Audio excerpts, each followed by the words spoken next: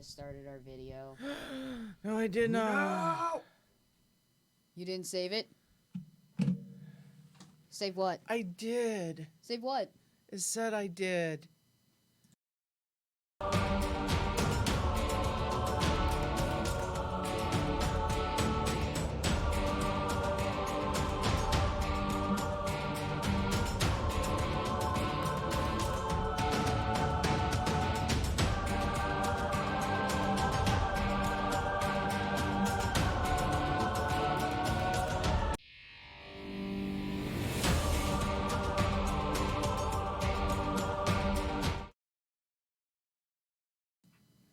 Hello, Derek. How are you? I'm good.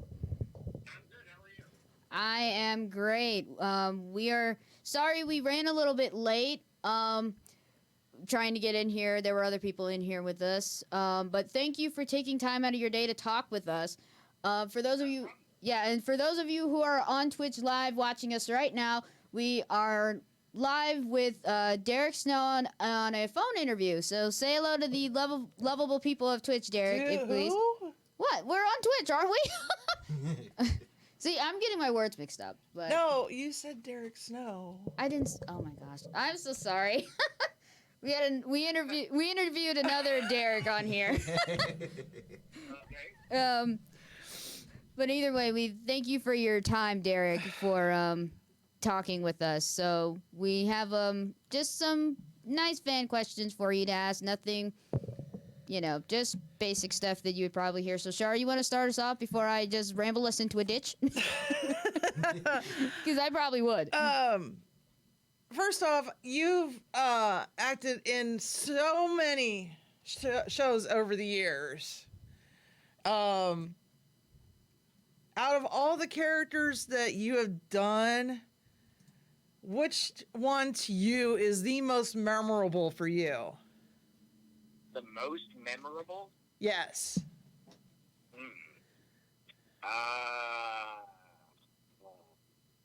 The one that I'm currently getting paid for. How about that? Fair enough. Sounds good to me. That's like asking me to pick my favorite child. Oh, well. Whoa. Okay. Well, no, I'm not trying to avoid the question. It's just, all the characters that I've voiced over the years, they're all a part of who I am. So it's like asking me to pick which part of myself I like better. yeah, that's true. I will say, in terms of ones that have made a significant impact on me, the two that come to mind would probably be Shino Aburame from Naruto/Boruto, and the Digimon Emperor from Digimon Adventure 2. Now, there's one show that, in particular, that I watch once a year that you were in. Okay. Fushigi Yugi. Oh, really? Yes. Everybody seems to not know that show. Yeah. I was like, you don't know that show? That show was so good. And I mean, it had to have been... If you don't mind my asking, not to turn the tables and ask you a question, but why is that show particularly important to you? Because it teaches you, you can be friends with your enemy, even though, you're not getting along right at that time, but that doesn't mean that you can't be friends again. Okay. Because even though you're fighting with your friend, friends fight, but you can get back to where you were. Right. Okay. Cool. You got any questions? Well, I do have a question. So what age did you start voice acting? What age did I start voice acting? Not acting in general, but just voice acting in particular? Well, Basically, yeah, basically in general, yes.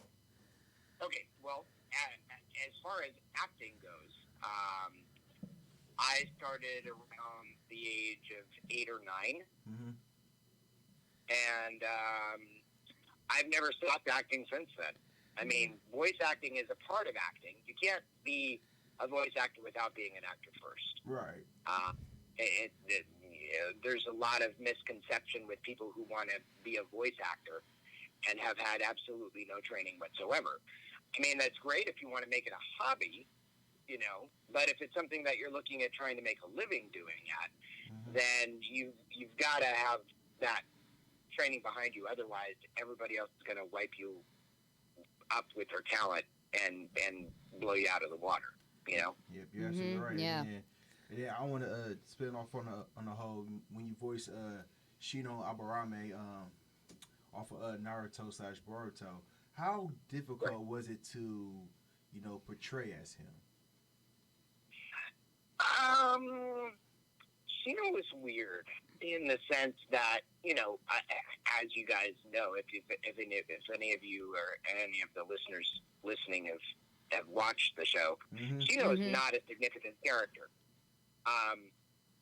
At least in Naruto and Naruto Shippuden. Shippuden, he starts to come into his own a little bit and stands up for himself, and there's a little bit more of a storyline to him, especially towards the end of the show. And then coming back and doing Boruto with him, where he, trying to portray him as an adult, in the sense of being a teacher, and that was cool. It was almost like, without them really doing it, they were almost retelling in Boruto the first few episodes of Naruto, except with now Boruto as the new kid who's messing around, and Shino kind of, without really taking the place of Kakashi, kind of took the place of Kakashi in the first few episodes, which was cool. And as an adult trying to, do something that, I'm sure we have all been in this position where you're not really sure that you're the best one for the job, but you're still doing it and trying to do the best that you can. And that was, kind of his whole story arc from the beginning of the show until, currently where we're at now. I haven't been in there for probably, I would say maybe a month and a half, 2 months, which is now pretty typical of what the production company from Japan is doing as far as kind of laying, they were really pushing the episodes in the beginning because they wanted it to get out there. But now that the episodes are out there, I'm sure, we've all seen at least 1 or 2 episodes that have been rerun so far if you're constantly watching the show. And it's like, okay, well, when are they getting new episodes? And so they're kind of taking the same stance that they took back in the Naruto days, where it's like, okay, well, when we get one out, we'll send it to you. Listen, I grew up on Dragon Ball Z. I grew up on Naruto. Starting with the first Naruto, the Naruto Shippuden. I'm definitely trying to get myself into Boruto so far right now. I'm trying to figure out what episode I was on, but I'm definitely trying to understand, Shino's character, from his perspective, because I know you got Naruto as the main character, then you got Sasuke, you got Sakura, then you got Kakashi, you got all the other good villains. Yeah, Shino's like how did you get, when you were voicing Shino from Naruto and then also Naruto Shippuden and then reprising your role as Boruto, how was it hard trying to like keep a steady, calm, like quiet voice voicing Shino? Because he's very quiet and like, he's always has his mouth covered like Kakashi. Which, as a voice actor, is awesome because then I don't have to follow the mouth flaps. Yeah. I love coming in and recording for Shino. And then it's like, wait a minute, why are we seeing his mouth? Now I have to work? What is this? Yeah, the only time you see Shino's mouth is when him and Naruto are on a mission where they basically all of the members of this family of someone who died has to make this person laugh, and then Shino's the only one that laughs. So that's the only time you get to see Shino's mouth. That's the only time in Naruto you get to see his mouth. Right. And then there's that one other episode, I think later on, I think it's in Shippuden, where there's some sort of a dream, and Shino's riding some weird, wacky beetle or bug or something like that, and he's like totally, I don't even remember most of the episode, but yeah, it was actually, so interesting fun fact for all of the Naruto fans that are out there. I was actually not the first Shino. Really? Yeah. So way back, if anybody goes back and watches some of the first episodes, I'd say maybe the first 2 or 3 episodes that Shino appears in, it's actually a different actor that's voicing the role. The reason why I came in was, and this is, I may not be telling the story completely correct, but this is what I remember from what the director told me. So I'm sure most of everybody who's anybody in the, as far as a watcher probably knows the name Sam Riegel. He's been in a lot of stuff. And Sam was actually, as we were getting toward the episode where they start doing the trials, that was actually the first major episode where Shino talked at great length. I mean, in the previous episodes, he was maybe saying a couple of words here and there, but nothing really of major importance. This particular episode where he's doing the Chunin exam, he's fighting against this one guy, and that one guy is actually the crux of the episode as far as his backstory goes. It's not really about Shino, but Shino's fighting him. So Sam, who was in it from the beginning, was actually doing both parts. He was doing the part that Shino was fighting against, and he was also doing Shino. And what happened was, when they finished recording it and it got sent back to Japan, the production company felt that 2 characters sounded too similar to each other. And they said, well, we can't have Sam doing both parts, so you've got to decide which way you want to go with, the voice. But we got to fix it, before it gets aired. So Mary Elizabeth McGlynn, who was the director, said, well, Sam, this is a really juicy role for you.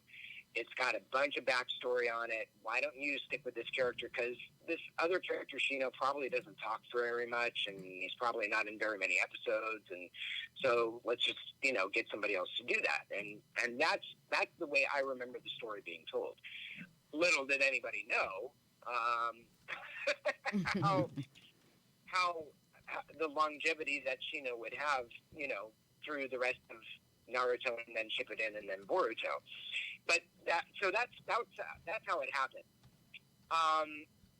And so Mary Elizabeth thought of me because at the time it was straight off the heels of finishing Digimon Adventure 2, recording the whole season for that. So I was already at the top of her mind because of what we had done in that show.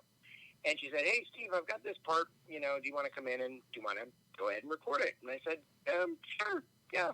And I had no idea what Naruto was. I'd never watched it or followed it or anything like that. At that point in time, I don't think it was even airing yet when we started recording. And then I, as an actor, call it being lazy, call it whatever you want. I love stealing from actors that I admire. And so what I did, because I saw how this character acted, and he was kind of quiet and, reserved, but yet you didn't really know in the beginning whether he was good or bad. It's not until later that you start really liking the character. So there was kind of that mystery to him. It's a little bit of an edgy character. And so I thought, well, what can I do with the voice to make it kind of edgy and mysterious and make the audience wonder, am I going to like this character? Am I not going to like this character? Like, what's going on with this dude? And so I stole literally from Christian Slater. So you stole from him, okay. Oh, yeah. So, like, what you guys are, if you go back and you watch from the tune-in exams moving forward, his voice does change a little bit in Shippuden, but in the beginning, in straight up Naruto, that's like a younger version of Christian Slater that I just did. And that, but it worked. I mean, obviously, everybody liked it. And then as we progressed into Boruto, he kind of became a cross between Christian Slater and Clint Eastwood. I just kind of created that, as we were watching the first couple of episodes in Boruto. I'm going, yeah, well, obviously his voice does need to change because he's an adult now, and he can't be as young as he was. So, yeah, I mean, that probably a much longer answer than you guys wanted, but that's the whole story behind it, and there it is. I'm standing behind it. All right. Well, it's not long at all. Like, we won, it's kind of like an even thing, but with, have you heard of, like, all the rumors that Japan might be releasing more Bleach? And if so, would you love to voice Uryu again? I've heard a bunch of rumors that they might, well, here's what I've heard. I've heard that they might be picking up Bleach again. And I've also, but what I haven't heard is what they're doing with it if they actually pick it up. Because I know a lot of fans out there were hugely pissed because they never covered the 1,000-Year War. Well, yeah. Yeah. Most definitely. And I know that's on a lot of fans' minds. Like, if they are going to do something with it, then, pick it up where the freaking manga left off and continue the story. Yeah. Yeah, exactly. Especially with the last episode of season 26, they literally left it on a cliffhanger. I'm thinking, like, okay, what's going to happen next? And the next episode, like, there's nothing else. I really got started off that. I was like... Everybody did, probably. Oh, yeah. And there were so many fans who I talked to in the years after, Bleach was over that were so pissed. It's like, dude, you can't. It's like, what are they doing? And, what would be really, like, you almost, like, want to throw your fist at them and, like, knock somebody out. Yeah. But there's a conspiracy theory that I have. Ooh, do tell. That they did it on purpose. Think of when Bleach ended. Yeah. Think of when Bleach ended. When did it end? What year? I'm probably take a guess, probably 08, 09-ish. I was thinking maybe 2006. I think. I think it was around, 2006, 2007. Oh, okay. Whoever said 2008, 2009 was probably correct. Oh, there you go. I told you. Our dude in here got it right. He got it right. I didn't watch any of the episodes, but if I'm not mistaken, and I could be, this is something maybe you guys want to look up as far as, like, is he right? Is he not right? I think the last episode ended in 2010. Oh. Look it up real quick. Please don't make me look it up. We're looking it up right now. Why not? We're gonna bring it up now. What am I looking up? The correct, last episode of Bleach. My conspiracy theory could be correct in that they intentionally didn't continue the story and wanted to wait 10 years and then bring it back. Okay, last episode of Bleach date. Okay. March 27th, 2012. Whoa. 2012. Yeah. Okay, so get this, guys. If my conspiracy theory is correct, even though rumors are starting to spread, if it is true, because realize here in America, that's where it ended. Right? Yeah. Yeah. Uh-huh, yeah. It ended in Japan either 2010 or 2011. I think it was 2000. It says here 2004. Yeah, episode. What? Episode 366, which aired March 27th. Oh no, this is the first season. This was the first season. That's when it first started. Was in 2004. It's saying which aired March 27, 2012. Was the last episode of Bleach to air on TV Tokyo. Oh, that was TV 2000. Tokyo. That was in Tokyo. Okay. So even though some of the rumors are starting to spread, my guess, and this is just my own hunch, is that it will probably return in 2022. We gotta wait. We gotta wait 2 years. Dang. You gotta think it takes that long. That's just my hunch. That's just my guess. Now, I'm assuming that there's a huge NDA. For those of you who don't know what that means, it's a non-disclosure agreement. Mm-hmm. Yeah. I actually talked to one of the main artists that worked on the show when I was in Japan last year, and I was saying, "So, dude, what's going on? Do you know anything? Can you tell me anything? Like, is Bleach going to come back?" And Kyle Hebert, he was just like, we interviewed Kyle Hebert a while back, and we asked him the same question: if Bleach were to officially be back, would you work on it? And he said, in a heartbeat. He would work on it in a heartbeat. And also, we have a fellow fan that watches us. He says, "Hi, Derek. These are the people I said wanted to interview you, but they already have you scheduled confidentially." There you go. Yeah, but we have reached out to several voice actors within this year and also last year. A lot of them. We have contacted a lot, and some we are still trying to get in contact with. But as we can see, all voice actors are just as busy as regular people. Oh yeah, They're just as busy. They are. or busier. Yeah. Busy or busier. But yeah, definitely Kyle Hebert said if Bleach did come back, he would work on it in a heartbeat. And I would love to see more. Because we all know the manga keeps going. Oh my gosh. Yeah, I would too, and I'm being extremely selfish in saying why I wanted to come back, because we all know, those of us who have followed the story from the manga, the 1,000 Years Word is a total reinvention of Uryu. Ooh. Because he loses his power, he has to go back to the village where the people can help him. He regains his power in a new way, and now he becomes even more badass than he was before. Oh, I wow. can't wait. Japan, please give what the fans want. We want more Bleach. Let me just book a flight to Japan and just be like, yo, I'm here. Like, give me the Bleach. Come on. Well, first off, they wouldn't be able to understand you because you speak English, they speak Japanese. So that's going to be a huge language barrier right there. There's a lot of people in Japan that do speak English. They do.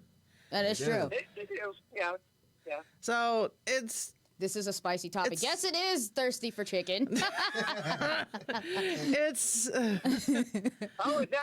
It's not a matter of language barrier. It's just Chicken hearing us right now? Yes, he is hearing us right now. He's the one that actually. He's the one that recommended you to us. Well, yeah. Either way, he's our voice actor. insider. Insider. He said he could get his Richard Epcar, and we're still working on that. So, Okay. All right. Nick is an awesome dude. Nick, you rule, man. He does. Got it. He said, "Yep." Yep. Okay, Shar, you got any other questions for him? Because I kind of already asked him at least two. So. All right. What did your 15-year-old self imagine you'd be doing right now? Not voice acting, but I always imagined that I would be continuing acting. I started off as a stage actor and an on-camera actor doing commercials and TV shows. And my life, took a different direction, and so that wasn't as obtainable as it used to be. Mm-hmm. If I didn't have some of the commitments that I have, then I may have still gone down that road.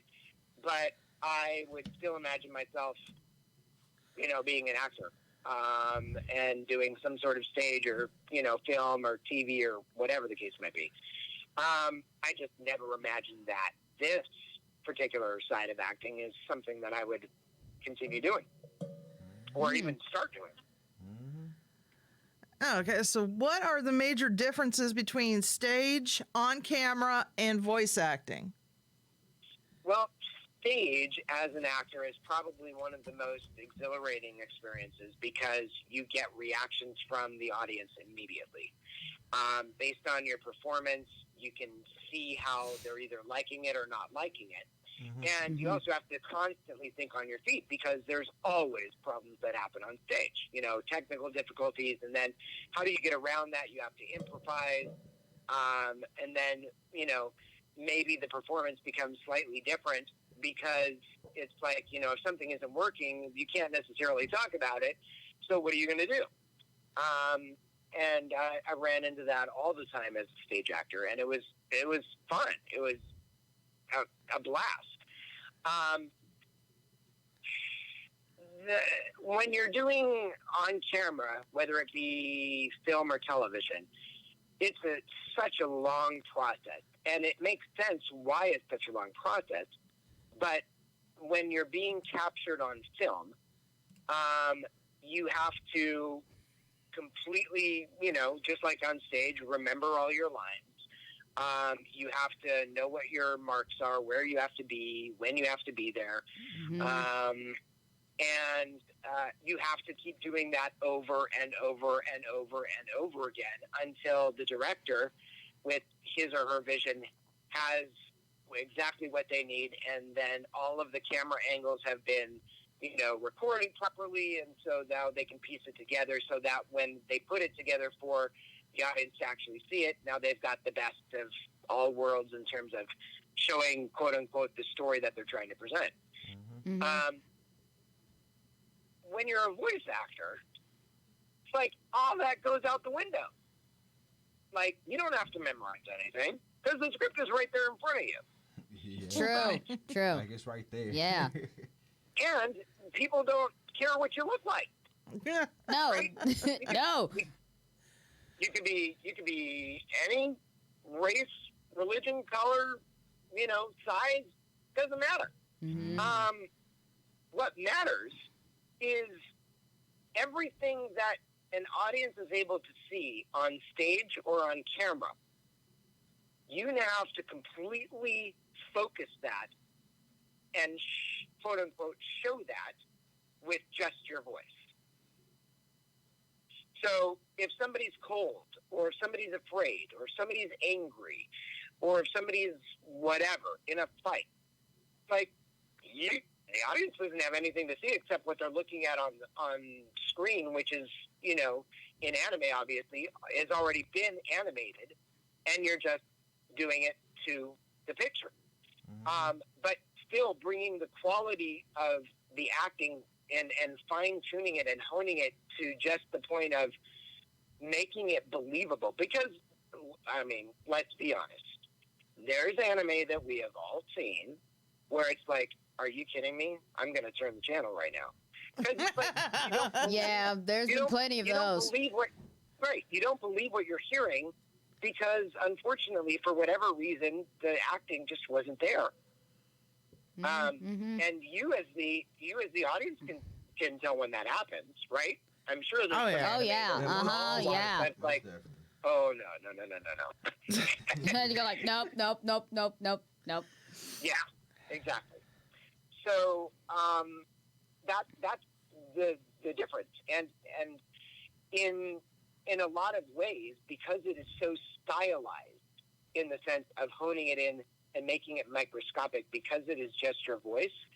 That is the reason why, even though it seems easy, it's probably one of the hardest types of acting to actually accomplish as an actor. And I've seen on-camera actors who've tried to do voice acting, and they just can't do it. They just can't. Hmm. Nothing against them, No. nothing against their ability or their talent. It's just it takes a whole different set of skills to be able to do what needs to be done. Because not only especially if you're either, dubbing over another foreign language, whether it be anime or whether it be live action, you've got a whole set of other skills that you have to use, which is coming in after you hear a certain number of beeps.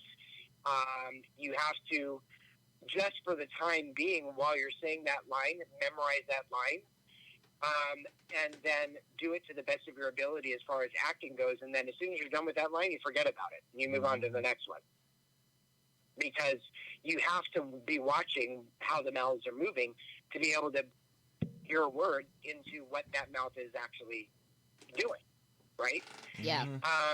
And that's why a lot of times, especially when at a convention, if somebody says, "Hey, what's your favorite line from the character?" It's like, dude, I don't even remember what I ate for breakfast yesterday. It's like, unless the character said it a number of times, and obviously, the famous line Naruto, believe it! It's like, who's not going to remember that? Of course. But, anything else that comes out of a character's mouth, it's like, for you guys who watch it, that there's like a memory, that's inserted into your brain. It's like, oh my God, that was such an amazing episode because this happened and that happened and this character did this and that. And it's like, what you said during that made a huge impact on my life. And it's like, okay. Like, I don't remember that, but thank you for remembering it for me. Exactly. Yeah. If you had to teach something, what would you teach? If I had to teach something. Yep. See. I'm sorry, what? I said I said yes in Spanish. See. No, maybe I didn't hear the question entirely, guys. Oh. If you had to teach something, what would you teach? Teach. If I had to teach something. Yeah, teach. Well, hard question. It is hard. I mean, obviously, it would have to do with acting. I've danced around the idea of possibly teaching voice acting, because I don't think there are enough good teachers out there. There are a few I know of that I would recommend, to somebody in a heartbeat. If somebody said, I want to learn about voice acting right now, I'd say, there's the handful of people that I know, go learn from them. I think I could probably be one of those people, but if I actually sat down and wrote up a curriculum, and did it that way, I think that it would probably be the thing that I would go to. Do I want to talk about this? There's actually something that I am doing right now. That I'm going to start presenting to conventions and doing as a panel. Fun. Because I don't think that there is enough good information about it, and I think people need to know about it because it's one of those really heavy subjects, unfortunately, but it affects a lot of people, especially in regards to social media. So I won't go into great detail about it. Understandable. Yeah. Mm-hmm. But it does have to do with bullying and harassment. I agree. Yeah, definitely. That's a big thing still. Plus, you wouldn't be the first to want to do maybe voice acting classes. Steve Bloom does it. Chuck Richard Huber Epcar. does it. Richard Epcar does it. So. Yeah. Kyle Hebert does one. Does he? I may have to go back and look at it. I think he said he does one. I'll have to go back and that interview and make sure I'm not hearing things or if I'm losing my hearing. Like you said, there's a lot of people, a lot of voice actors that do classes. Mm-hmm. You have any questions? You got anything? Come on. Be vocal, man. Okay. So, well, here's my question. Let me see. What can I think of? Do we have to start playing the Jeopardy theme song for you, man? You're like do do do do do do do because you can't think of a question. So, me being a student here, being an on-air personality. Yeah, I know what Todd you meant. Thirsty for chicken. I know what you meant. But me being a student here, I definitely have interest of getting myself out there. Not just in video gaming and doing Twitch streamers and doing radio. I also want to be a voice actor. So how should I go about that? I'll answer it the same way I answer anybody else when they ask me the same thing at a convention or if they ask me through social media. First and foremost, it depends on how much you want to be a voice actor. Mm-hmm. Like, is it just a hobby type of thing that you want to try out, or is it something like serious, like I want to make a living doing this? More so, I'm gonna probably say like a hobby. More like a hobby. Yes. What I would suggest is you can get a lot of good knowledge and expertise from. There is a particular, I think it is still an app, if I'm not mistaken. And I know they definitely have a website, and they also have a YouTube channel. But there's a channel called ZO, like short for voice actor, so ZO Buzz, BUZZ, Weekly. It may all be one word, or it may be VO Buzz as one word and then Weekly as another word. I don't know. Yep. But he just looked it up. if you look it up on YouTube. So there's over 100, they have to be close to 200 episodes now. But basically, all of their episodes are like two-parters. So like part one is 1 week, and then part two is the week after. But what they've done is they have interviewed on camera the most amazing group of voice acting community people that you can think of. I mean, everybody has been on there. Some of the greats like Rob Paulson and Bob Bergen and Jim Cummings, and what they've done is they've interviewed them, asking how they got into business, what they do, how they go about their, voice acting career, stuff of that nature, and not only voice actors, but also directors, casting people, agents, whatever. You can learn so much just by watching all those videos and absorbing as much of that information as possible. There's also another site where you can learn about voice acting in general, and it's, I believe, if I'm not mistaken, the name of the website is iwanttobeavoiceactor.com. It's all one word. I've heard of that one. That's pretty much as bland as it can be. Nick has a question, or AKA Thirsty for Chicken. He said he wants to know what Derek dream projects would be, and if he could wish any game, movie, or show into existence and voice a character in it, what would it be? Oh man, That's a long one. For a lot of voice actors, that's a hard question. For me, it's easy because it's something that I've always wanted to do. As a kid growing up, I always read comic books, and that's also just a side note for any aspiring voice actors that are out there who want to try and perfect making different voices, and make them sound different. As a little, thing that I always did growing up, I would record myself reading from the front of the page to the back, from the front cover to the back cover, and everything in between, all the different characters that spoke or, have their bubbles that they say something. Even the narration or the, describing what's taking place in a comic book, I would do all that stuff as different voices. and if I sounded too much like one particular character, like two voices sound too similar, I'd have to go back and start all over again and record from the beginning. So that's one way that I helped, create specific voices for voice characters.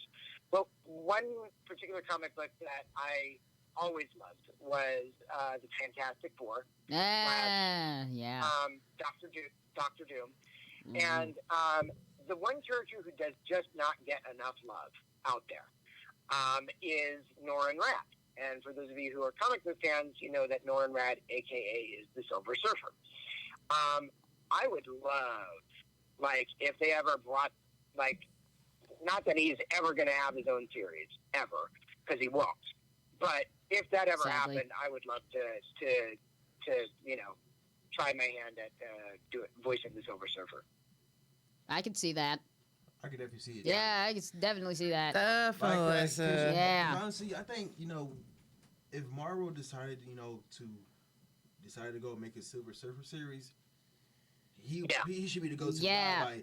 We should have I guess like a pilot episode that explains the Silver Surfer's origin stories. That's right. From back then. Mm-hmm. Yeah, the stuff they did back in the 90s, with Fantastic Four. That was just seriously, dude. No. And I think I can't remember who voiced it. I think it was Lawrence Fishburne, if I'm not mistaken.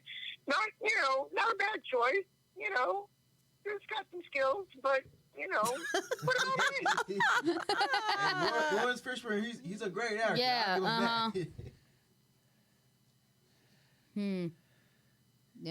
But they, from what I hear, they were supposed to come out with a Silver Surfer series for Disney Plus, an actual TV series.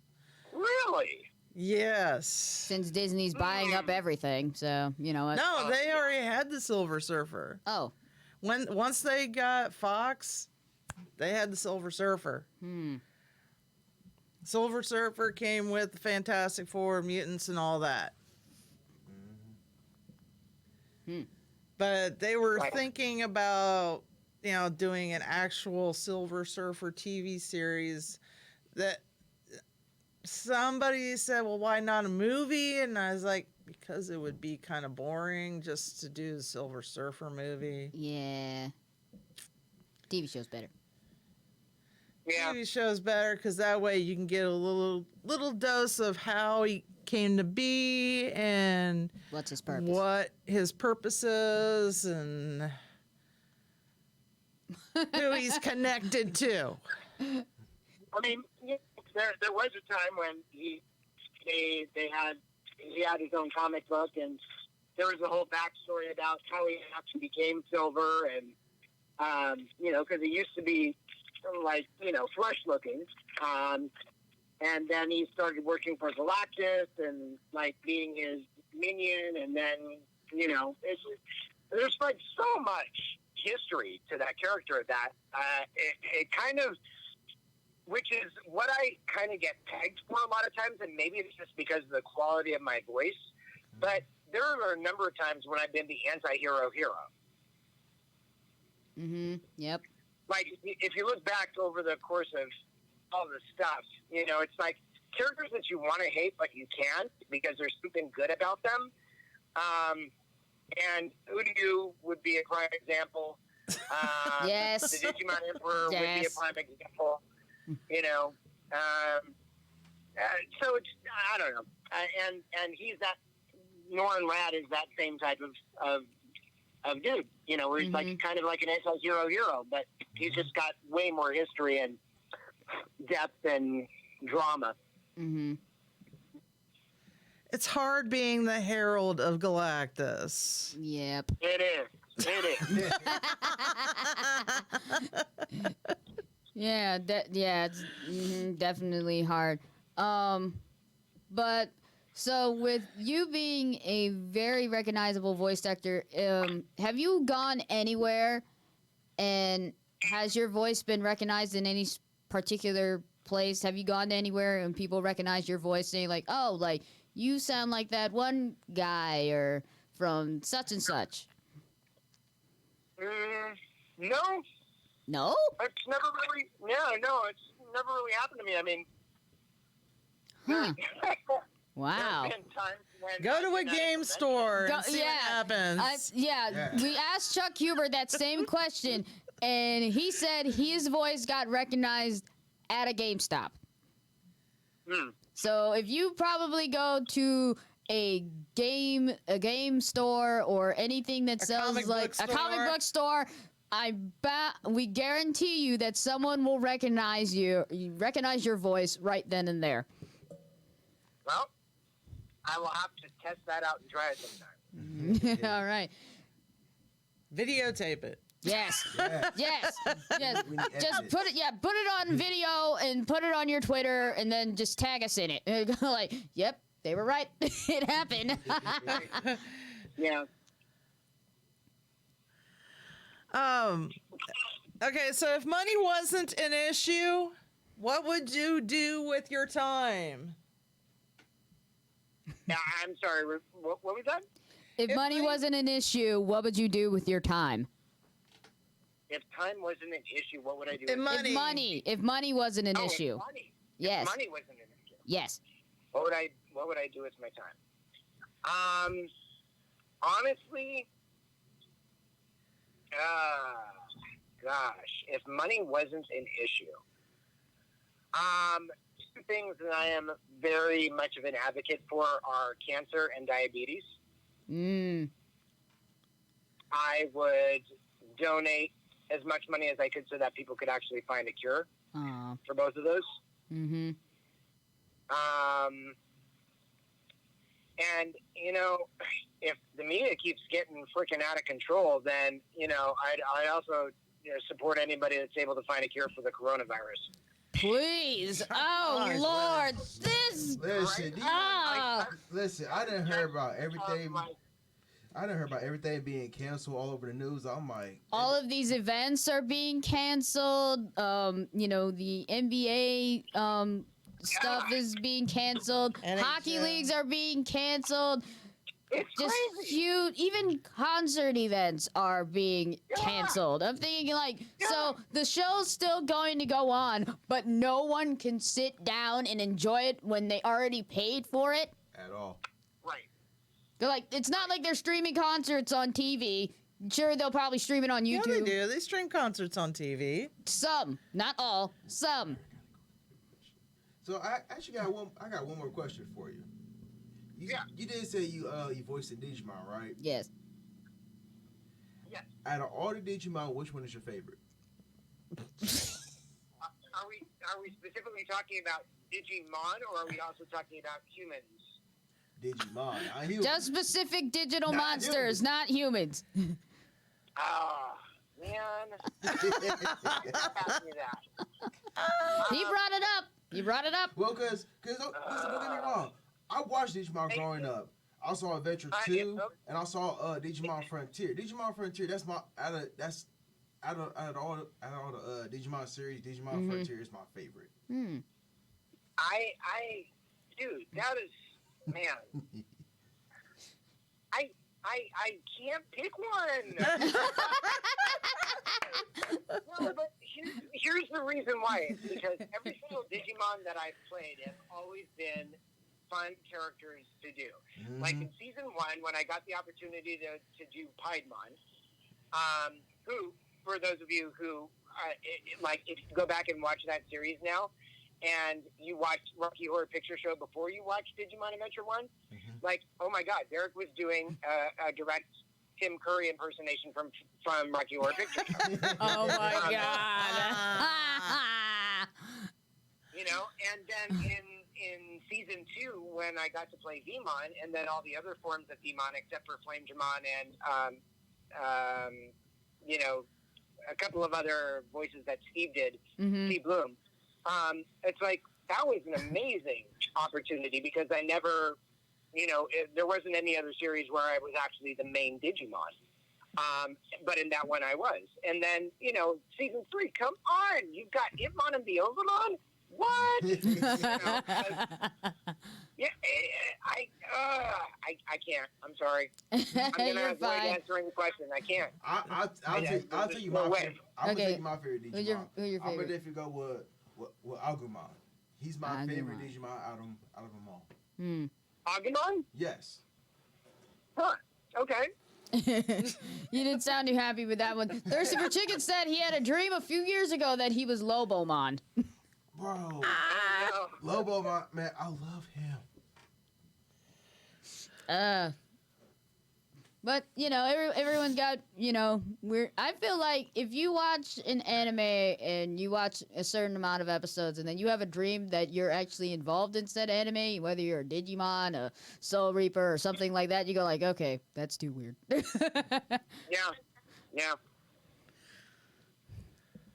Man, I had a dream one time I was facing Ichigo. What? Dude just ripped me straight in half. I'm like, wait a minute, hold up. Like, wait a minute, homie. Like, let me power up real quick. Unleash your Bankai. Like, Bankai! Okay, sorry, you got one more question. We got a few more minutes with it before we have to let him go. Oh, what do you wish you had more time to do? Sleep.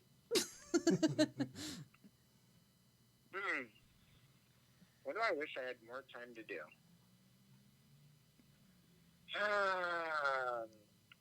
I wish I had time to read. Read? Yeah, I It's miss fun to reading. I used to read. read. I never said it wasn't fun to read. Reading is fundamental. Yes, it is. I used to read, books when I was growing up, and it's like being an adult now, adulting. Adulting? Yes. Yes, adulting is hard. It is. And it's like I barely have enough time to do regular stuff, much less read. And it's like that's one thing I wish I could still do. Yeah. Hey, Read. Hey, that's honest. Yeah. That's a good honest answer. Mm-hmm. I wish I could read more because Yeah. it's like so much books out there I could read. Like the Judy B. Jones, love those. Magic Treehouse series. Those are like my two favorite books I used to read back in elementary. It's the reason school. why they have Audible. Auto books, yeah. Auto books. That too. But I'd rather have like an actual copy in my hand where I could just flip the page, Pull it out, yeah. instead of using my thumb, just to swipe my phone. I feel like the difference between having like an auto book, you can listen to it. Yeah. But actually holding the book and reading it word for word is better. Well, it is, but there are times when, you want to know what's going on in the book. So you're listening to it, but then when you get home, you can read where you picked up where you left off. Why do you think they invented bookmarks for books? She got you. No, Yes. because if you're reading at home, you put your bookmark in, and then you pick up in your car where you left off, where in the book. Too much work. I always stopped on the chapters, so I knew what chapter I was on. So, Well, that everyone's different when it comes to, reading books or auto books. But yeah, we got 1 minute till 4 for Mr. Prince. So you got one more. We can get one more question out of him. Just one more before he has to go. okay, who inspires you the most? Who inspires me the most?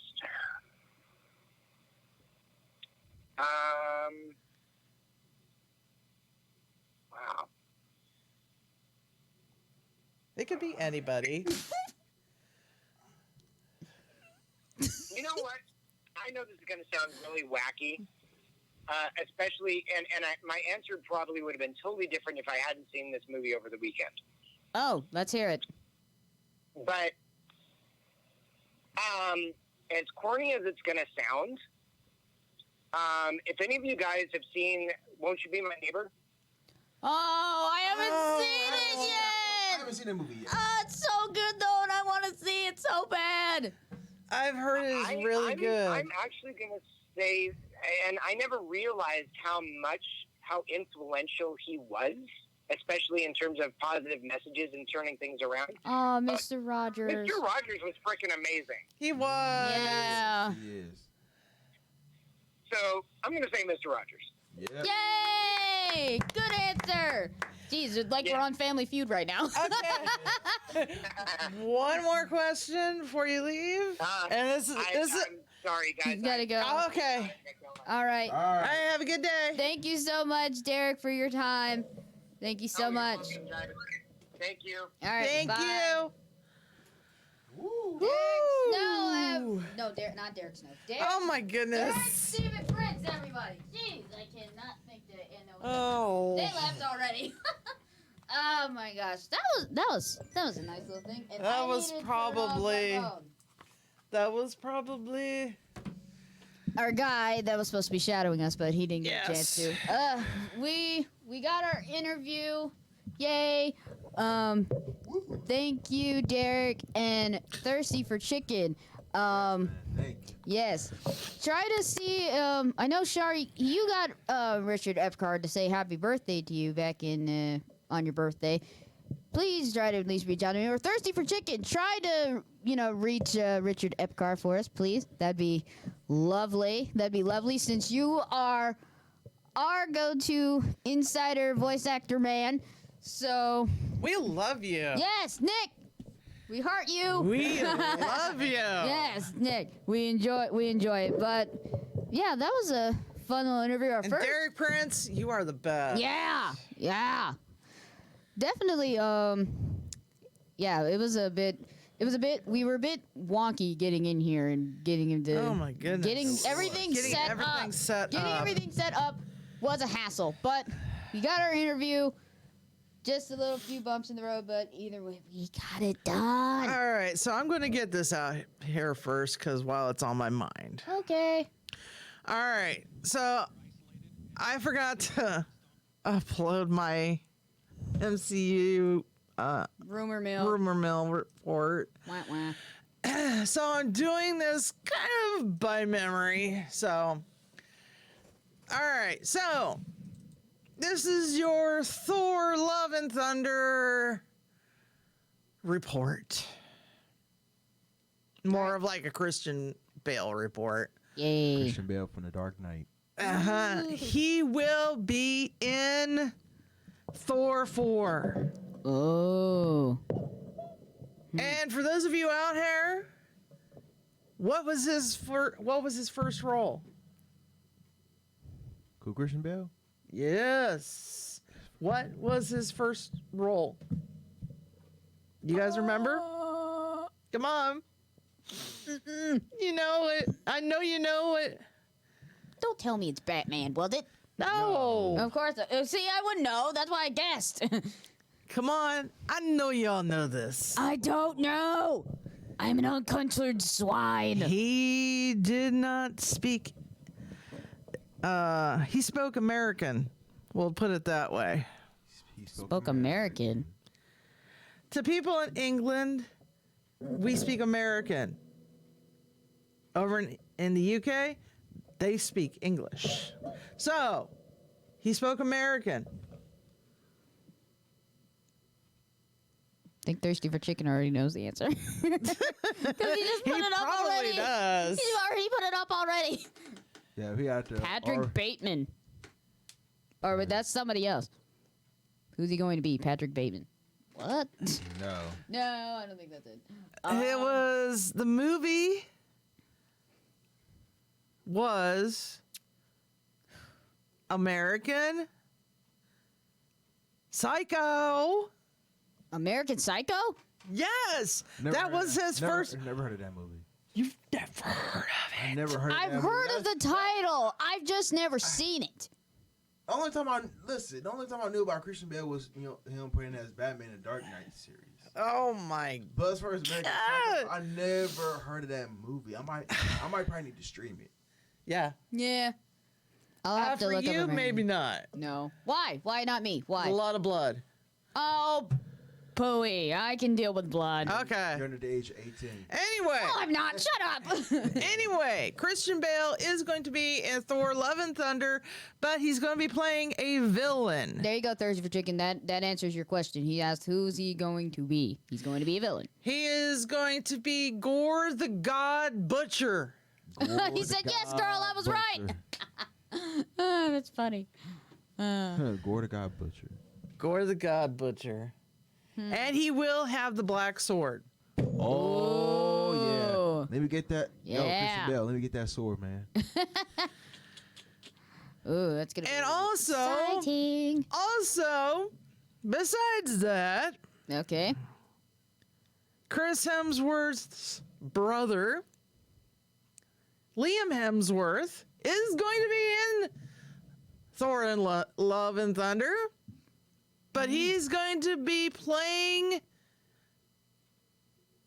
Beta Ray Bill.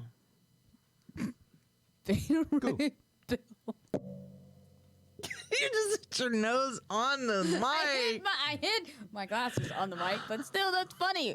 Beta Ray Bill. Well, think about it. If you had two Hemsworths in the same movie, that would be kind of, handsomeness overkill. Thirsty for Chicken says that sounds like a bad A character. Well, think about it. He is not the focus of the movie. No, but it sounds cool. But Beta Ray Bill is going to be in the movie also. He's going to be playing Beta Ray Bill. And one more person's going to be in it. Man, how many people's in the movie? A lot of people. They might as well add me. I could be an extra. Horseman, bounty hunter. I could be extra. I want to be an extra. I could be in the background like what up? Yo. I'll be Hey, the next Nick Fury. Hey, at least if we did get called as extras, we could say like, yeah, I was in that movie. We go like, where are you? Oh, I'm all the way back there. I'm that short person in the front that's got smudges on her face and sitting right next to Thor. So yeah, I got to feel that muscle. I could be the next Nick Fury for Phase 4. All right. So you guys already know who the next person's is. In what? Thor: Love and Thunder. Me. Yeah. No, fool, not you. Aw. As much as you want it to be, but no. Come on. You know who he is. Chris Evans? The Rock. No, he's an No, not The Rock. he's an old guy. No. Sylvester Stallone. Oh no. He's old, isn't he? Let me see. Who else? He's Thor's brother. Come on. Tom Hiddleston. Yeah. Tom Hiddleston. Duh. Of course. He ain't dead. Well, he's dead, but he But he ain't ain't dead. Technically, he's not dead. He's 'cause not of the dead. whole he left out during Endgame. So yeah, Yeah. it's like peace. Yep. I see y'all in Loki. Yep. So Loki is going to be in Thor: Love and Thunder. Duh. Of I course mean, he is. Duh. Duh. He's messing with all the timelines, so he's probably going to be in all the movies. Of course. He is. Come on. Well, I mean, there's only 2 movies coming out this year. It's It's actually, 2. Black Widow and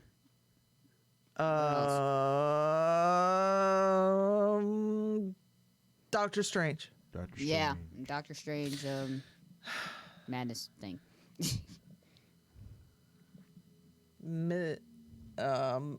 Multiverse of Madness. There you go. Gosh! There you go. Nice. That's a tongue twister. Yep.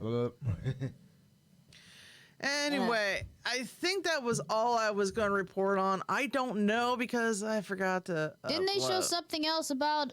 They showed something on there saying that. Oh wait, no, that's Screen Rant. Yeah. Yep. I know Bounty gave a comment saying that Black Widow might be postponed due to this ew factor until 2021. So like until next The year. C bomb. Why would they postpone it? No. Hey, That's you- what it you said on gotta Bounding in take- the comments. That's what I was screening gotta- while we gotta were take- interviewing gotta Derek. Take precaution, you know. Oh, I'm pretty sure it'll blow over. Once June comes on, it'll probably die. Brought to you by It'll die. It'll die in June. Doritos. Those are Ba-ba. Shaw's Doritos. Doritos. Nah, Those nah. are my Doritos. Cheetos. This show is sponsored by Doritos. Wish we were sponsored by Doritos. Oh, I have a special prize for the person who it. Okay, All right. we're trying to get 1,000 Yeah. by summer. 1,000 summer. subscribers by it. The summer. The summer. This summer. And I have a special wall Wall scroll. sticker, A wall a sticker? big wall sticker. Ooh. It has Iron Man, Black Widow, and Captain America on it. Ooh. So for those of you out there, get everybody on here. Because the person who is the 1,000th subscriber gets that picture. Gets that fat Plus a video game. head. Ooh. Whichever Avenger or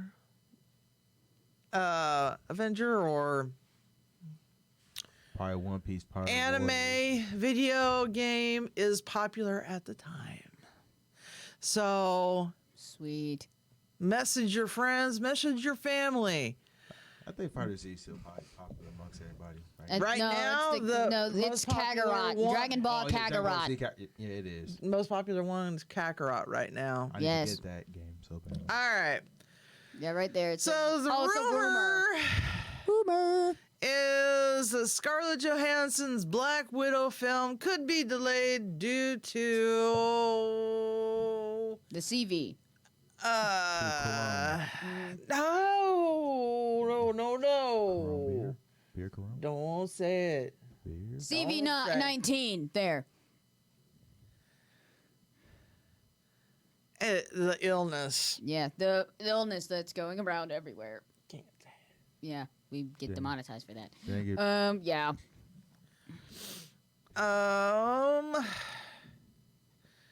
I mean, it's just like everything else. Wow. Onward is rated #1. Funny, not too long ago, Sonic was #1 in the world. Now it's Onward. The world can't make up its mind.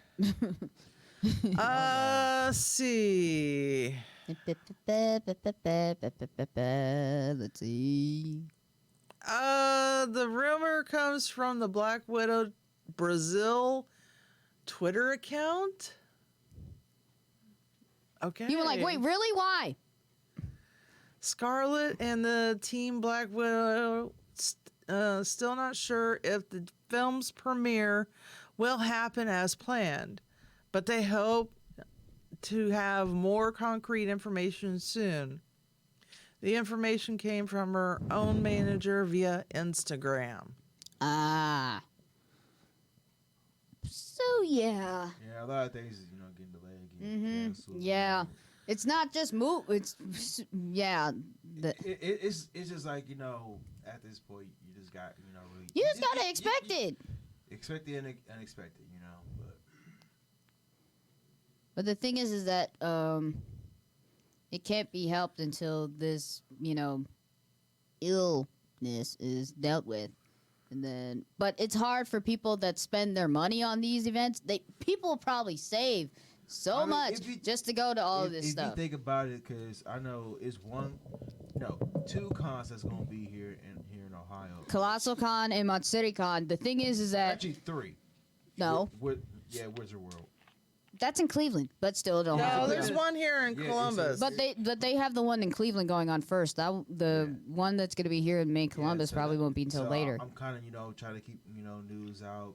Keep everybody updated on what's going on with the cons all over the world, so that way people could So that way people, Okay. plan around their schedules, Yeah, to the illness and everything. So Yeah, Matsuri Con and Colossal Con, which are local cons here in the Columbus area, they put out messages regarding if they're going to keep going with their cons despite the scare. So Matsuri Con is still going to put on the con, since it's in August, so that's 3 months out. And then with Colossal Con being 2 months away, they're still going to keep going. How many people will be going? yeah, it was one con I was gonna go to, but it's out in Waco, Texas. But I might probably I might not end up going because Might not be going. because listen, We get it. that The thing sickness is airborne. real. It's airborne. I'll take a precaution. Now, if you go out of the country, then yeah, but not from. Well, it depends on which area has the highest in sickness or something. I really don't know. Anyway, But it's mostly just if you go out of state, like go out of the country or something, you're highly to get it or something. So don't leave your houses. I'm just kidding. I'm kidding. Stay in All state. day. I don't go nowhere but work, school, and home. Like, you can catch me on the Xbox. Like, yep. Yeah, that's me. I work and then just go. I'm at home, then go to work, then go back home. Yep. That's it. That's my daily life. Yep, that's everybody's day. Okay, so what do we have for the Toonami schedule? All right. The Toonami schedule for Saturday, March the 14th. Ew, I hate it already. They've changed it back. Well, not changed it back. No. They've changed it again. No. There's a show back on that she doesn't like. I don't. 8 o'clock. You don't have to watch it. Is because you're already seen it, people. It's Dragon played Ball out. Z Kai. Boom. Y'all have already seen it. It's played out. Did you just say Dragon Ball Z played out? It is. When you think about it, it really is. You just insulted my childhood. Well, that was different when your childhood. No, Now they're just no. showing reruns, bro. They're showing reruns. I don't wear my Dragon Ball Z shirt. How many times have they redone Dragon Ball Z? A lot. Just for that one. How you doing? How many times have they redone Dragon Ball Z? Or at lot. least played this scene Thank right you. here. They But still, right there. It's still part of the childhood. I'm gonna keep watching it. You're really gonna watch the reruns? Yep, I'm sure I am. I at least want something new. from Dragon They Ball. put out the originals that they did. Then they put out another set. Then they put out Kai. And GT. And then they put out, what was it, the silver set? Yeah. Or golden set or something like that. Dragon Ball Super, Super. Silver Dragon Ball something, Super. something like that. Next thing you know, they're going to come out with the platinum set. Dragon Ball Platinum. Please I'm waiting. stop. I'm still trying to It say- is played out. I'm still trying to go. Why do you think we don't do Dragon Ball Z in any of our battles? Goku wins every time. And by the way, there is a certain bracket where Goku lost. Oh yeah. Yeah, well, Goku lost for once. He did lose. He did lose. He was up against Luke Skywalker.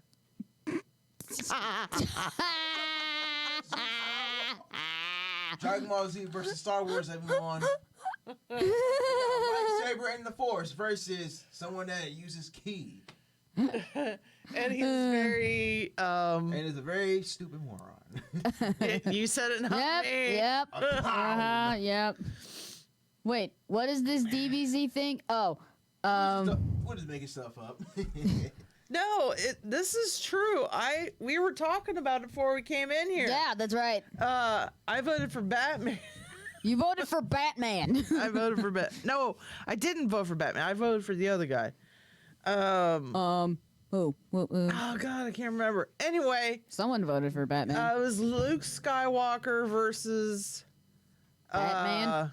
Was it Luke's? Goku. Oh yeah, And that's right. Goku lost. For those of you who are paying attention to Den of Nerds, I do. They yeah. Goku lost. They're doing brackets, and Goku was on there, and he lost. Yeah, he lost. So it's time to bury your shirt. Bury it. I'm not burying my shirt. Okay. Well, wear it when you don't feel ashamed, okay? Wear it when you feel ashamed, then. All right, when I come in here next week with my Ultra Instinct shirt. Well, that's you, man. That's you, bro. That's you, bro. But I do got the full mount. I do got a. Because Luke Skywalker, I bet all he had to do is, this is not the person you're looking for. Yep. Not the person you're looking Who am for. I looking for again? Because this is not the guy I'm supposed to be fighting. I mean, but you forget Goku can sense energy. But, bro, Goku is a muscle-bound moron. Yes, he is, but still, he may be a muscle-bound moron, but when it comes to fighting, he's a genius. But how is he with parenting? Ask Piccolo. That's Piccolo. Oh, no. Let's go on. Let's go on before we get too deep into that. Oh, boy. Man, we went straight left. Yeah. Okay. All right, so at 9 o'clock, they're on for an hour. American Dad. Yeah. And then at 10 p.m., they're hot, they're juicy, and they're always served fresh. Bob's Burgers. And then at 10:30, they're on for an hour. Barry's Barry's favorite show. Family Guy. He's a family guy. Da. Piccolo's best dad. Yes, he is.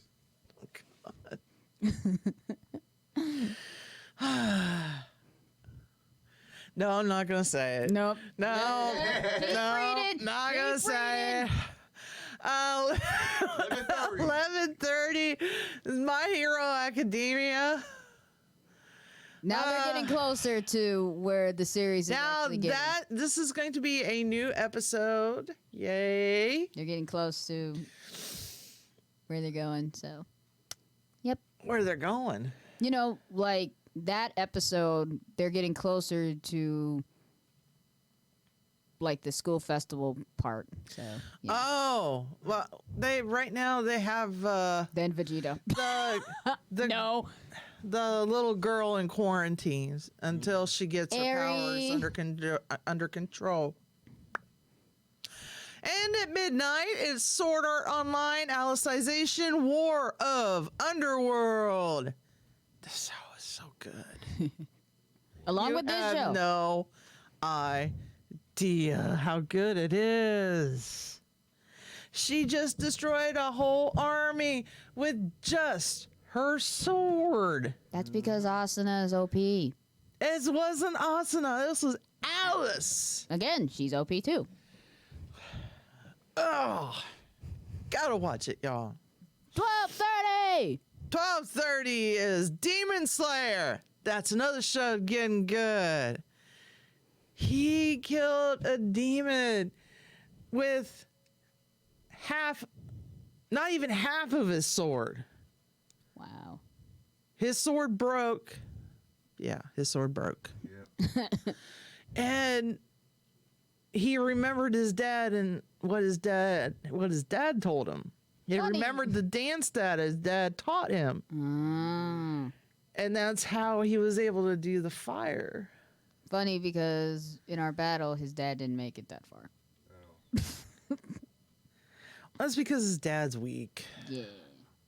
He was a Weak sauce. sickly guy. Weak sauce. It wasn't weak sauce. He was just a sickly guy. That was the only thing he could do was the fire dance. Oh. Anywho, this is why you watch Demon Slayer. So you know, right? Yes. Yep. There you go. And at 1 a.m. is Food Wars. John Gremion. Trying to make some food and some war. And at 1:30 is Black Clover. And by the way, I came up with 2 other Battles. battles we could do. Okay. Oh, Derek Snow is in Black Clover. Just remember that he's in Black Clover. So. And at 2 a.m. is JoJo's Bizarre Adventure Golden Wind. Woo!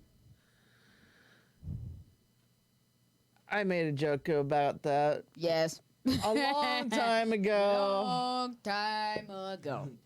Long time ago. Yes. Got far, far away. And at 2:30 is Naruto Shippuden. Funny. Yay. Naruto Shippuden. And at 3 a.m. is Genny Tartanovsky's Primal. Don't watch it. If you value all things that is holy, do not watch it. Oh my gosh, what is up with you today? We looked up the info on that show, bro. It'll scare you. Don't watch it. No. Mm-mm. No. There are some shows that are on Toonami that you don't want Cuckoo. to watch. No. Don't touch it. Don't. Like Ball Masters. 2009. Oh, Oh. gosh. No. I think they really run out of ideas for these shows. Japan. That show did not come from Japan. Oh, yeah. We come up with some weird stuff, too. Anyway. Samurai Jack at 3:30. Yes. And at 4 o'clock is The Boondocks. Wow, they haven't been on in a while. They were on last week. They were? Yeah. Hmm. You just didn't stay up long enough to watch it. Again, I don't have cable at my house. I don't pay for a cable provider. My grandmother pays for just the internet. You could stream it. They just show old episodes. What do you think these are?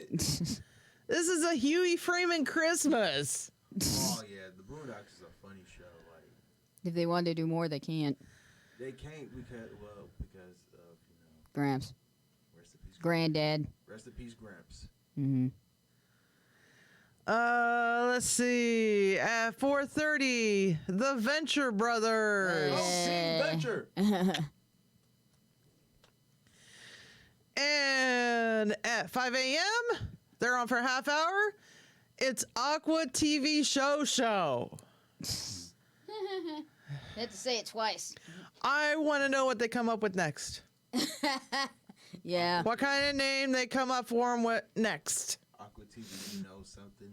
You know something, whatever. You know You what know it it. is, whatever. Whatever, I don't care. And then at 5:30 a.m., you get another dose of Bob's Burgers. Yummy. Boss Burger. I like eating a burger at 5:30 in the morning. Of course. Who doesn't? I will eat a Burger King cheeseburger in a second at 5:30 in the morning. Wouldn't everybody? Okay, now we got VA birthdays. Birthdays. So let's see. Today Today's is the the 12th. Okay, so actually there were 3 this past week. Ooh. So We in the 12. Lydia McKay and Mike Pollock were both on the 9th of March. There was none on the 10th. Robbie Damon, I hope I'm saying that. Damon? Yep.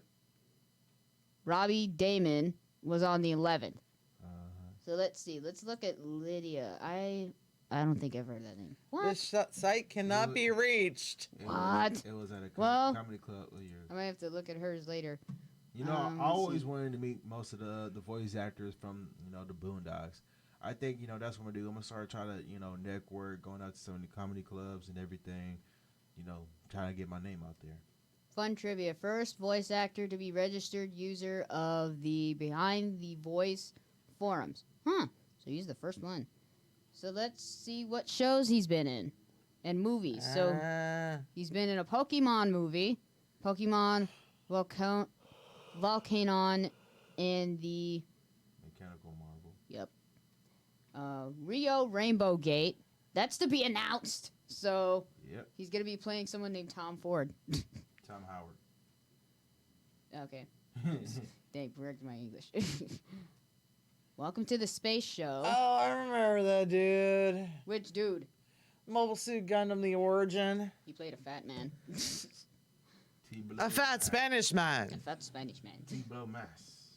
Wait, he voiced Dr. Eggman in Sonic Boom? Yes. What? That dude looks like Spike Spiegel Little Ooh. in Holy Night. Lilith's father. That is. So he plays. Sorry, I He have a does thing. a little bit in his See? face. Yeah, he See? does. So basically, yeah, that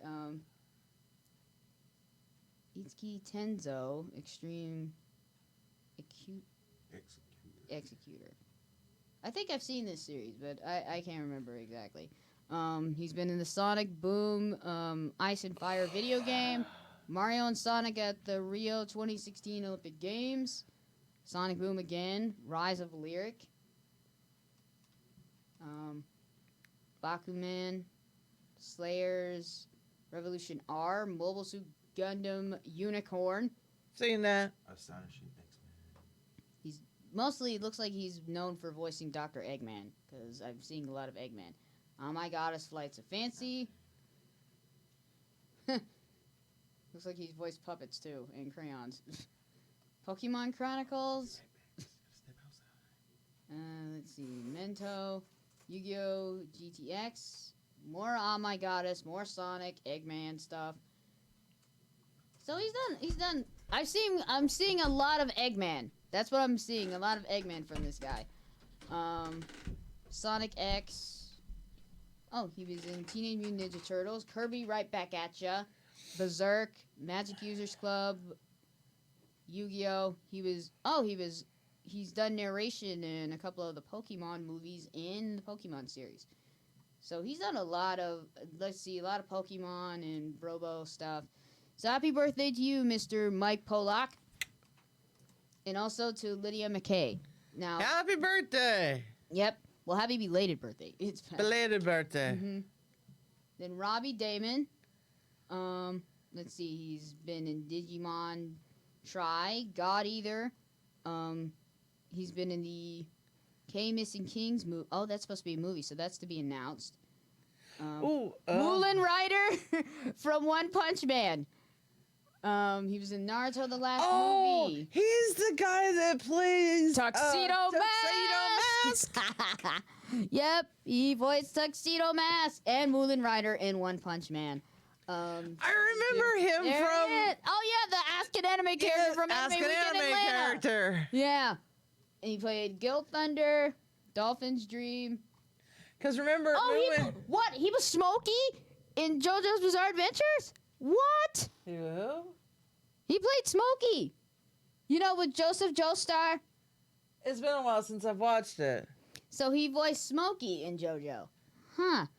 And Noah Zero, Sword Art Online 2, Durarara 2. Yep, Sailor Moon. Who was he in the This dude with the burnt eyeball. That's a burnt eyeball. I don't know. It's something there. Ooh, get him on here. Ooh, Rob. Yeah. I'm trying to think. Thirsty for chicken? We want, what's his name? Robbie Damon. Robbie Damon, yes. Yes, Is this Robbie Damon. Yes, that is Robbie Damon. We're looking at all of his credentials right now, of all of his voice acting credentials. I want him to call me a pretty princess. Can you call me a princess? Can you call me a princess? We would love to have Johnny too on here. That'd Yes. be awesome too. I would love Oh, Johnny to be think on about here. it. We had Robert Damon, who voiced Tuxedo Mask, and then Johnny Bosch, who voiced Artemis in Sailor Moon. Yes, Johnny Bosch voiced the cat. Johnny Wash voiced the cat? Yes, he voiced the way. cat. No Meow. way. And then Tuxedo Mask as always, and a lot of Tuxedo Mask references and stuff. But definitely happy birthday to you, Robbie. Let's see. I'm gonna go down to a couple of other birthdays. Patrick Seitz. Wow, I had no idea a lot of people were born on St. Patrick's Day. Until looking at this. Oh my gosh, that's crazy. Wait a minute. Patrick Seitz is born on St. Patrick's Day. Lucy Chris. Oh, that's in the 18th. So there's a couple right here. There's 1, 2, 4. 4 people are born on St. Patrick's Day. There's 4 people that were born on St. Patrick's Day. Which is the 17th, which is before we have to be on. So we need to sing happy birthday to all of them. There's a lot of people. Even Chris Patton. Chris Patton, you're in there too. Yes. A lot of people. Well, on the 18th we'll be, I think, wait, no, not on the 18th. We'll be back on when? Today's the 12th. Megan, Dorothy, Chris, Mark, Kyle. Megan, Patrick, Lucy. Caitlin, Kyle. That's a lot to get in. Yeah. Ah, We'll say happy birthday when we get to it happy next week. birthday to all you beautiful voice actors. Yes. There we go. Very, very beautiful. Okay, well. Already? We're going to sing? Oh, okay. All right. 1, 2, 3. Happy birthday to you. Happy birthday to you. Happy birthday, dear. All you beautiful voice actors. Yep, what she said. Happy birthday to you. Woo! Gosh, you are out of tune so badly. I know I am. Yeah, I'm very out of tune. And many more. Yes, and definitely many more. So, before we move on to the next part, we're going to take a short break. Just a little tiny break. But we'll be back. Because somebody had to take a phone call and we're going to retrieve him. Yep, we got to go retrieve him. All right, see you guys in a minute.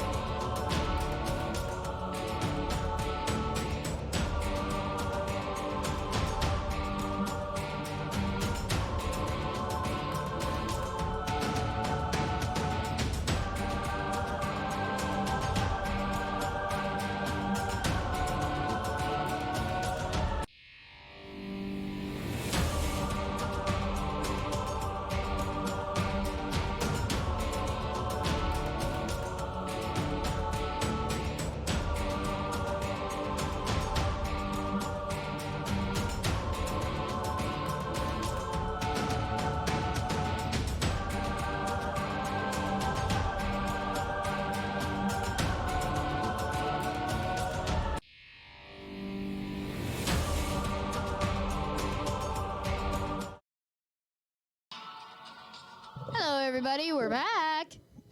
Yes, we are back. We're just missing one of our dudes. Did you miss Be us? he must be on a really long phone call if he's taking a while. So Yeah, he had to step out to take a phone call, and who knows when he's gonna be back? But if he Don't comes know. back, then he comes back. If not, it's no skin. off our he had to go. And he probably it might have been something really important. Yeah. So who knows? Either way, hello, thirsty for chicken. And by the way, I forgot to mention this while I was talking about the MCU. Groot and Rocket are also supposed to be, in Thor: Love and Thunder. So Thor: Love and Thunder is going to be a huge movie, especially if they're bringing in Christian Bale. Oh yeah. Oh. Yeah. Let's get it. All right, so I'm going to go on to The Masked Singer. Oh yeah, we kicked off with Group C. Group C. Is there going to be a Group D too? No, it's just Group A, B, Okay. and C. There's no D. All right. As much as we want to, but no, there's no. All right, so Group C kicked it off. And gently walking out onto the stage was the Night Angel, giving an electrifying performance, singing Bon Jovi's 80s hit, You Give Love a Bad Name. And again, do not type while you're tired. Clearly, that's what she did. Well, I looked over at the clock and it was like, 10 o'clock. By the time I had gotten done with the MCU Rumor Mill, which I forgot to put on my drive, it was about 12:30. So in the combination of typing and listening to, people talk, because you have to pause it every time. Yeah, it makes you tired. Yeah. Next coming out onto the stage was The Bear. Her performance was full of dancing while she rapped Sir Mix-a-Lot's hit, Baby Got Back. She knew every single word. Keep Yeah. that in mind. After the commercial, the astronauts sang You Say by Lauren Daigle, or Daigle, however you want to pronounce it. Yeah. He brought Nicole to tears when he sang that song. Oh yeah, I felt choked up too when he sang it. It was touching. It was a really touching song. It was. It very much was. And then T-Rex was running and jumping around on stage before her performance. She was still running and jumping around on stage while she performed So What by Pink. Mm-hmm.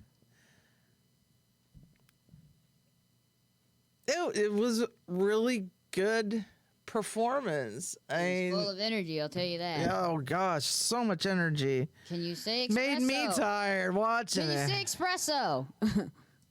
Double shot.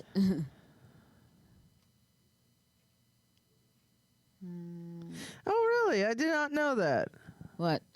Oh, yeah. That's because Beta Ray Bill and Rocket were made in the same experiment. I did not know that. What? No freaking way. Okay, so the big rhino came out on the stage, and I do mean he was big. Real big. I'm not talking about fat big. No, I'm like talking about beefy. tall Beefy and muscular big. Yeah, beefy big. And impressed the judges when he sang John Hyatt's "Have a Little Faith in Me." Oh, that was a smooth, nice ballad that he did. Oh yeah. Awesome. And finally, Al came out and finally came out onto the stage and shook her tail feathers. Well, was a swan. So another bird. Yes, another bird. She sang Fever by Peggy Lee. And finally, they had to vote for who was going to stay. And the character who got the least amount of votes was... The bear. the bear. I thought the bear was stayed longer. And after that stunning reveal, they had to get the mask off the character. After struggling and pulling, the bear was revealed to be... None other than former presidential candidate. No, she wasn't a presidential candidate. But She was a vice presidential she was going to run with It was John McClane. McCain. You said John McClane. Yeah, John McClane. But it was Sarah Palin. Sarah Palin, the governor of Alaska. She rapped "Baby Got Back." Even towards the end of the show, she did the whole She thing. knew every single word. Every word. And that is skills. Or else she listened to it a lot. It's been a huge hit, but, you know, it must have been, you know, big to her. You know, she probably listened to a throwback every now and then. Well, you know, I've listened to it a lot. Mm-hmm. And it's not a big thing. No, it's not. It's really not. All right. So now we're going to do the DVD releases. Awesome. And then it's going to be torture time. Yeah. Yep. Torture time. All right, what do we got for DVD releases? Let's see. It's going to be March 17th when all these are going to be released. St. Patrick's Day. Aye, St. Patty's Day. Yes. What will ye be doing on St. Patty's Day? Working. Say, wait, no. I'll be at home watching my OG-san's stream. Yeah, that's what I'll be doing. I will be working. You'll have to watch the replay after you get off work there.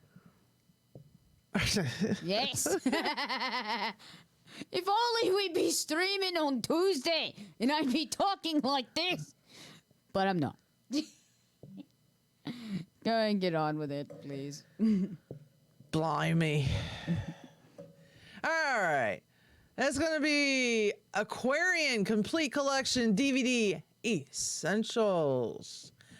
Aquarian Logos Season 3, sorry. Blu-ray Essentials. Ooh. And these you can get this you can get on limited edition or you can get standard edition. Depends on what your money situation is. Yeah. Attack on Titan Season 3 Part 2 Episodes 13 through 22 DVD Blu-ray combo set. Wow. That's a lot. That's a mouthful. It is. Okay. One Piece Stampede movie DVD Blu-ray combo set. There's going to be a stampede for that one. Yep. Release the Spice. Oh. Limited edition Blu-ray box set. And Regular Blu-ray. you can just get on regular Blu-ray. Mm-hmm. Again, depends on your money situation. Mm-hmm. Tales of the Abyss Complete Series Blu-ray Essentials. And that's your Blu-ray DVD releases for March the 17th, St. Patty's Day. Yay! Now on to manga torture time. Well, let's see. Sit back, get your popcorn, and enjoy the ride. So, they kind of moved it around. So, basically on the 21st and the 22nd of Sunday, there will be MC... What? Yeah, the 21st and the 22nd of March. They switched it around. This isn't technically next week. That's the week after this. I don't know why they turned it around, though. Like, seriously. Basically, on the 21st and the 22nd of March, they're going to be having MCM Birmingham Comic-Con, which will be in the United Kingdom. But with the certain ailment going around, who knows if that'll happen. The illness. Yes. But we'll move on to the 16th and the 17th. The sickness. Yes, the sickness that is spreading everywhere. Okay, so on the 16th, on the 16th of March, we only have one DVD Blu-ray that'll be released in the UK. It'll be Samurai Champloo Collection Steelbook. Holy cow. Will be on Blu-ray. And on the lovely time of spring, St. Patrick's Day, on the 17th. Technically not spring yet. I call it early. All right. So on March 17th, which is St. Patrick's Day, there's a lot of manga releases for the U.S. on St. Patrick's Day. Holy jizz, that is a lot. But I'm gonna get through it. Okay, we have 20th Century Boys, the Perfect Edition, Volume 7, A Certain Magical Index, Volume 22, light novel, A Witch's Printing Office, Volume 2. What? So basically a witch working in a closed office? Is that what you mean? And then Anjin, Volume 14, Beastars, Volume 5, Kokono, Intertwine, Volume 2, Delicious in... Wait, no. Delusious? No. Delcelius in Dungeon Volume 8. What are you... I'm reading right here. I think it's supposed to be delicious or delish. I don't know. Delicious! Oh, so I said it the first time. Oh my god. Delicious in Dungeon Volume 8. There. I make myself confused. I look so delicious in the dungeon. Yeah, for monsters to eat me. Okay, Dimension... Depends on what kind of dungeon you're thinking of. True. Okay, Dimension W, Volume 16. Dragon Goes House Hunting, Volume 4. What? Yes, Dragon Goes House Hunting. Apparently a dragon doesn't want a cave, he wants a house. Wasn't enough that he had a cave, so now he's got to go out and find a house. Alright. For the Kid I Saw in My Dreams, Volume 4. What? Yep, that's what it says. Goblin Slayer, Volume 7. Hatsuharu, Volume 11. Hell's Paradise. Jingoku Raku. Jingoku Raku, Volume 1. Sounds interesting. How Not to Summon a Demon Lord, Volume 7. What if you want to? Well, it depends. I don't know how to answer that. I don't know how to answer that, clearly. I do not know how to answer that. I'm Standing on a Million Lives, 6. I'm Great Priestess in Hopteb, Volume 2. Wow. We got some weird titles, but okay. King Ryo, Mostek, Volume 10. Konosuba, God's Blessing on This Wonderful World, Volume 10. Laid Back Camp, Volume 8. That's the best camp to go to. Luvius. Yeah, that's what it says. Luvius EST. Volume 3. Funny, I gotta bring up another Todd moment. Todd's actually a part of this anime, and also he directed it. It's on Netflix. It's basically What? Luvius. It's basically it combines steampunk with boxing. Yeah, it's a weird thing. Okay. And he directed that show, but he did a great job with it. My youth romantic comedy is wrong, as I expected at comic, Volume 13. Oh man, these titles are weird. No Guns Life, Volume 4. Reborn as the Polar Bear, Volume 3. Sacrificial Princess and the King of Beasts, Volume 9. Saint Seiya Sentai Show, Volume 9. Saint Young Man 2. Shibuya Goldfish, Volume 7. Smokin' Parade, Volume 7. So I'm a Spider. So what? Volume 8 and 7 and 8. Something's wrong with us. 1. I feel that same way. Let's see. That time I got reincarnated as a slime. 12. The Girl from the Other Side. Soli Arun, Volume 8. Toilet Brown, Hanako-kun, Volume 2.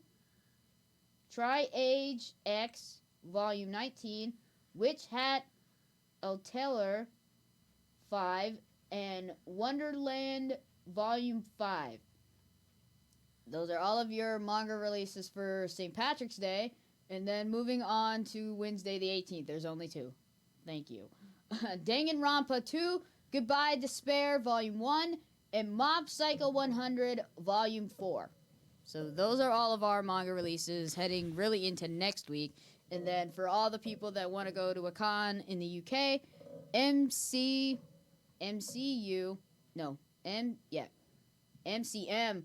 Birmingham Comic-Con will be going on in March. So everybody stay safe, wash your hands, and all that jazz.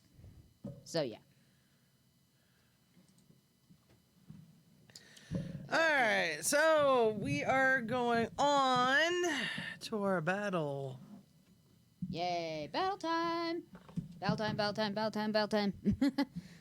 Now, for those of you who did not catch up on our first battle of our first round of our Demons versus Demon Slayers Battle Royale, I'll tell you.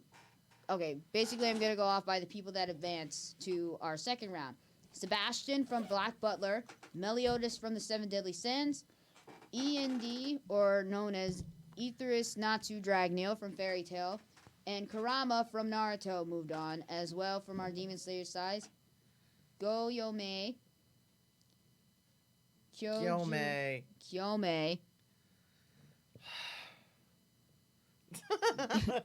You read them then. Jesus. You read them then. Kyojuro. It's Gyome. Gyome. Kyojuro. Tanjiro. And Gio. Yep. All right. So we are starting. Which side are we starting with? Demons or Demon Slayers? We'll just start with the demons. All right. Our first. I have a feeling I already know who. Nope. This one's going to be hard. That one? Oh, you'll be shocked by this one. So we have our first set. This one, that's going to be equally as hard because... They're both powerful? Yeah. Okay, so we have Sebastian from Black Butler taking on Meliodas from the Seven Deadly Sins.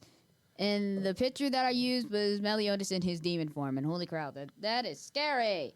So... let's see, 49 people voted, 15 people liked it, and we only had one comment. Ooh, comments. Yeah, just one. Sadly. La Layet said assault mode and instant death of Sebastian. So basically they're pulling for Meliodas in this one. Let's see if their pick made it. So let's see. Sebastian 36.7. That tells me he lost. Meliodas had 63.3. So Meliodas moves on. And then our next battle is between the nine-tailed fox demon from Naruto, Kurama, versus Ethereus Natsu Dragneel. I voted Bessie. Thirsty for Chicken voted for Sebastian. Sorry, Sebastian lost. Tough coconuts. Okay, so 14 people liked it. 54 votes cast, and there were 2 comments. So, Last King said, if this is Kurama without Naruto, then Natsu takes it. I honestly don't remember Kurama or any of the tailed beasts being as strong as they are without their Genjuriki, which means them with their person that carries the demon inside of them. Well, so, of course it's going to be with... There's going to be with Naruto? Yeah. And then Hedelis, wow, I like it when she comments. She said Kurama would obliterate Natsu, so that's her take on it. Okay. Ethereus Natsu Dragneel, END 42.6. So Natsu got 40. 42.6. 42. Kurama 57.4. Ooh, barely edged him out. It was a close contest. But it was who I thought it was. Yeah, you said anybody you put Kurama up against, he's going to win. And now we have our Demon Slayer side. I'm going to have you introduce them this time because I can't pronounce their names right. All right, so we have Gyome versus Kyojuro. Okay, so 14 people liked it, 29 votes per cast, and there were no comments on it, sadly. Yeah, it's sad. All right. So, Kyome. Were they mean comments? No, there weren't any comments at all. Oh. None. Zero. Zilch. Nada. Nothing. Okay. Kyome, 41.4. Really? Yeah. Isn't that Johnny? I think that's Johnny Bosch's character. No, that's not Johnny's character. That's not Johnny's. You're thinking of Geo? Yeah, Geo. Oh, he's up against Tanjiro. And then Ooh. Kyojuro, 58.6. I like the graphic that I chose for Johnny's character. It was so awesome. I had to put it on there. Be like, oh, it's perfect. All right, so we have Tanjiro versus Geo. Da da da. I think it's Bryce Papenbrook that plays Tanjiro. No. It's Oh no, it's somebody else. Inosuke. Rise Papenbrook plays Inosuke, which is the guy with the boar head. Aguilar. Zach Aguilar. Mm-hmm. That's him. He plays Tanjiro. Mm-hmm. Yep, we got It's Zach against Johnny. Aguilar, yeah. 16 people liked it, 45 votes for cast, and there were 4 comments. Oh boy. Let's hear him. Anime Sama said it was a rivalry. I'm thinking like, do they have a? I just put on the caption said an old rivalry renewed. I didn't know if they were rivals or not. So. I don't think they have a rivalry. They're both the same. Well, I didn't know. I just added the title to it. Then Law said anime or manga. I said both because they both count. And he said then I'll go with Tanjiro. Yeah, because Tanjiro has both fire and water. Mm-hmm. Yeah, you think about it. Okay, so then Gyo, 37.8. Johnny. Johnny got knocked out. This would have been the first time. It wouldn't be the first time that one of Johnny's characters has been I knocked out. know. And then Tanjiro, 62.2. So now we got our final four, everybody. It's our final Kyojuro. four. All right, down to the final four. For the demons, it's going to be Meliodas versus Kurama. Ooh. And on the Demon Slayer side, it's going to be Kyojuro versus Tanjiro. So we got fire. The Juros are going to go up against each other. Yep. The Joros. Yep, the Joros are going up against each other. So we have Kyojuro, which is a fire user, and then Tanjiro, which both he can use fire and water. And then with Meliodas and Kurama, yeah, that's gonna be something. Yeah, this is gonna be pretty interesting. Yeah, Gyo has more skill. though. Right now he does. Yeah. Right now he does. Mm-hmm. But Tanjiro just beat a demon that Wasn't his sword None of broken? his- Wasn't his sword broken? his when he sword killed was it? broken and he still beat a demon. He beheaded a demon and he cut he was going up against a spider demon. Mm-hmm. And he cut the wires that he had because the wires that he used could not be cut by a sword. Cut by a regular sword. But Tanjiro doesn't have a regular sword. Mm-mm. Now he doesn't have just a regular sword. Mm-hmm. He remembered his father's fire dance and he used that. So, what kind of skills does Gyo got? He can just use water. That we know of right now. I mean, he's only been in how many episodes? What? Three? Two? Two? 3? Three. And we'll find out. Yeah. We'll find You out. will. I won't. I will, yeah. You will. I won't. Not if you watch them online. I Come know, on. But when you want to watch an anime series online, it's either covered up or it's not even. It doesn't even have subtitles. So. Well, you should be able to watch this dubbed. I If I can watch it dubbed, then you should be able to. know. I will when I get a chance.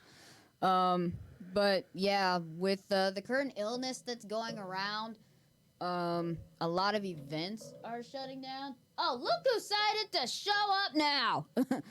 Good grief. We went Man. through.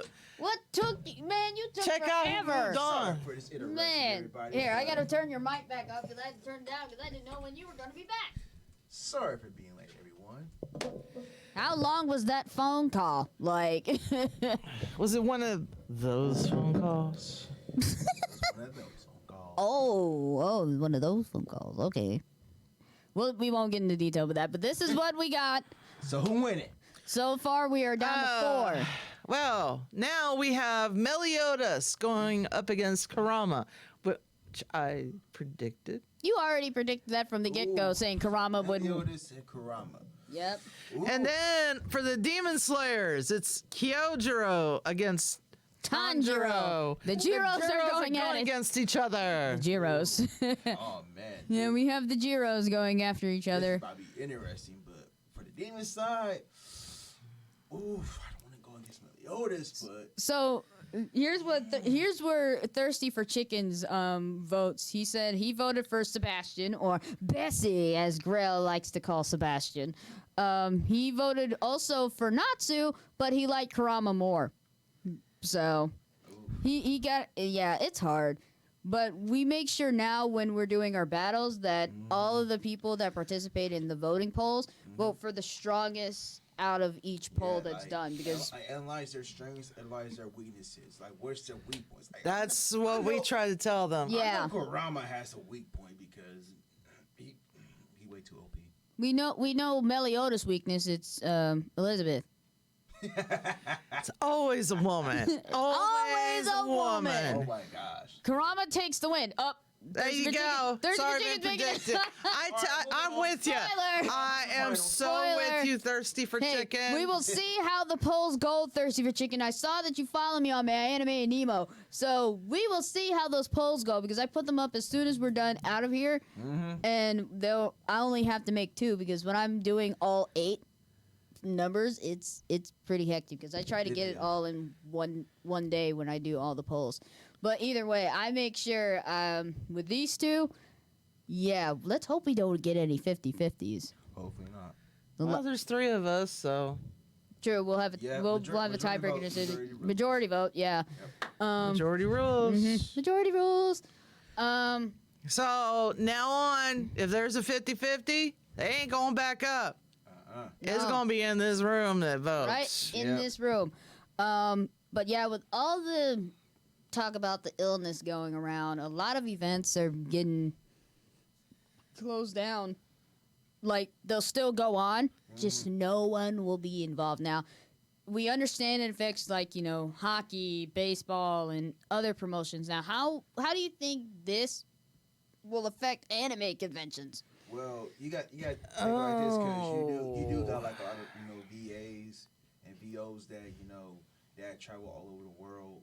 That goes all over the place, not just Some of them, not all Well, of yeah, them. some of them do, but like I said, you got take very very precautions. Like when it comes down to cons and everything, I don't want to say it, but I mean the best safe bet is probably try to at least try to postpone it instead of cancel it because that's just money being wasted. Well, just like with the Arnold Fest here, I was talking to one of my co-workers at work about this. I'm like, that's just money being wasted right there. Like we could have made money off the Arnold Sports Fest if we had like the spectators there. I mean, I know it was like a lot of. I mean, it wasn't as much athletes as it was. I think like last year. But it's just like I said, you gotta take precaution. Like this is a serious matter. Yeah, but they don't want to take the risk if someone is infected with all that, with everybody being there, because then that's just a huge spread of the illness that's going around. But with the local cons that are here, so far, I believe a lot of cons have already reached out to people, like on social media, like Matsuri Con and Colossal Con, which is local here. They gave everybody a message saying the con will still go on because Matsuri Con is 3 months out, and then Colossal Con is 2 months away. So they're still going to keep everybody updated. They're telling everybody just stay calm, wash your hands, do everything you can to stay healthy. But other conventions are probably taking that same action and trying not to have people freak out about it. And a lot of people probably will be going to these cons for the first time. Right. And they want to experience it, or they're, annual con goers, and they want to keep that experience going. So, but, that's up to them. If they want to cancel the convention, that's their call. But everyone should definitely, take all the safety precautions that you can, wash your hands, practice good hygiene. Go to the grocery store, buy a little toilet paper. Well, in my opinion, schools should close if all these things are. Ohio State is already closed. So you got OSU that's closed. They got literally all of Bowling Green. They closed because one of my friends from high school, she goes there, and I keep the updates with everything with the news that's going on all over the world. Heard that in. And thirsty for chicken. Are you in high school? Maybe, but. You in high school, my man? But I really think that they probably should close. No, seriously. Are you in high school? She's asking you a question, Nick. But Nick, are you in high school? but yeah, some schools, most schools should close just for probably like a month or so to take precaution because this is now the fact this is going as a national emergency now. And even in Italy, they shut down It's not just everything It's not there. just a state, you know. No, Oh, he said no. It's not. I'm it's not- 24. Okay. Oh, hey. Well, a lot of the kids I work with, they say, "Well, I think all the schools should close." It, for the reason why they're thinking, so they don't have to go to school. But little do they know, they're going to have to do work on computer at home. Yeah, like it's no question. Like basically all schools are there's some access to the school to do it online. So even if they did close the school down, you would still have to make up all that work once they do. See, all reopen these and stuff. online schools, they had it right. Yeah. They had the right thinking. They just didn't execute it right. No. Well, no, that wasn't that one was not an online school. That was as people went to that school. You know what I'm talking about? The one that they had to close down. Epcot. Yes. Epcot. They had to close that down. Yeah. Wow. It was all on the west side of town. Huh. No, it was one that was over there by Great Southern. Oh, okay. Out south. Yeah, even some concerts are being canceled too due to this stuff. Huge pay-per-view events that people have probably saved up for. No, I think about it. I think they might cancel Wild now because they're supposed to come here. Yeah, that's right. They come here Saturday, and you got the. I'm planning on going there. Then you got the Hip Hop Expo that's also this Saturday, which I'm like. So far, there's nothing that has been really been said about any of those events being canceled at Nationwide Arena, but I don't know. It says I'm just looking for more reasons to keep cons going. Most definitely. There are plenty of reasons to keep cons going. Really plenty. You get to meet other people And- that like the same thing Yeah. that you like. Actually, it's this one con that I was looking up. It's called DreamCon, which I'm pretty sure y'all heard of RDC World 1. Already? No, I don't think I've heard of that. You never heard of them before? No. Look them up on YouTube. They got their own con. It's called DreamCon. It's in Waco, Texas. It's literally like when we're in March, April, May, June. It's literally 3 months ahead. Mm-hmm. And I'm most definitely interested in going because I definitely want to, network. Get to meet like some like the famous people like King Vader, for example. And you got Caleb City, who's also going to be there. So it's a perfectly good chance for me to network. But like I said, due to the the illness and the sickness, I'm probably say like a TBA for that. Yeah, like mostly now it's concerned like if you're going out of the country, then you come like back. I said, it's not just a state of emergency for the United States. It's a state of emergency for the world. Yeah. It's everywhere. So- During the virus, I mean, yeah. No, don't say it. Don't say it. Don't say it. Please. No, I'm not for saying the it. illness. For the illness, you mean. The illness. He can say whatever he wants. I was just reading what he said. I didn't mean to say You it. can't say it. Well, too late. It's already out there. I can't take it back. I wish I could, but I can't. Well, you But- can't say it anymore. Okay, I'm not going to say anymore. The illness, though. But, it's up to the cons whether they want to keep it open or not. If this thing still keeps going on as the con date approaches, then what can they do? They can't really do much about it besides cut it. Yeah. If it worse comes to worse, they probably will. Yeah. But if they find an antidote for the virus or a cure, Ah, you said it. virus. Yes. You started. Yeah, you said it, not me. You started it. I didn't know. Oh, man. No, if we So blame what? anybody, it's Thirsty for Chicken's fault. Dang it. If they find a cure for the illness, then yes, I could see the con going on. But if they don't, Then and there are more people who succumb to the illness, then they're gonna have to cancel yes. Got to. and give people their money back. But Got to. Again, Well, that's if people have bought their tickets already. we haven't. That I know of. No, I haven't. No.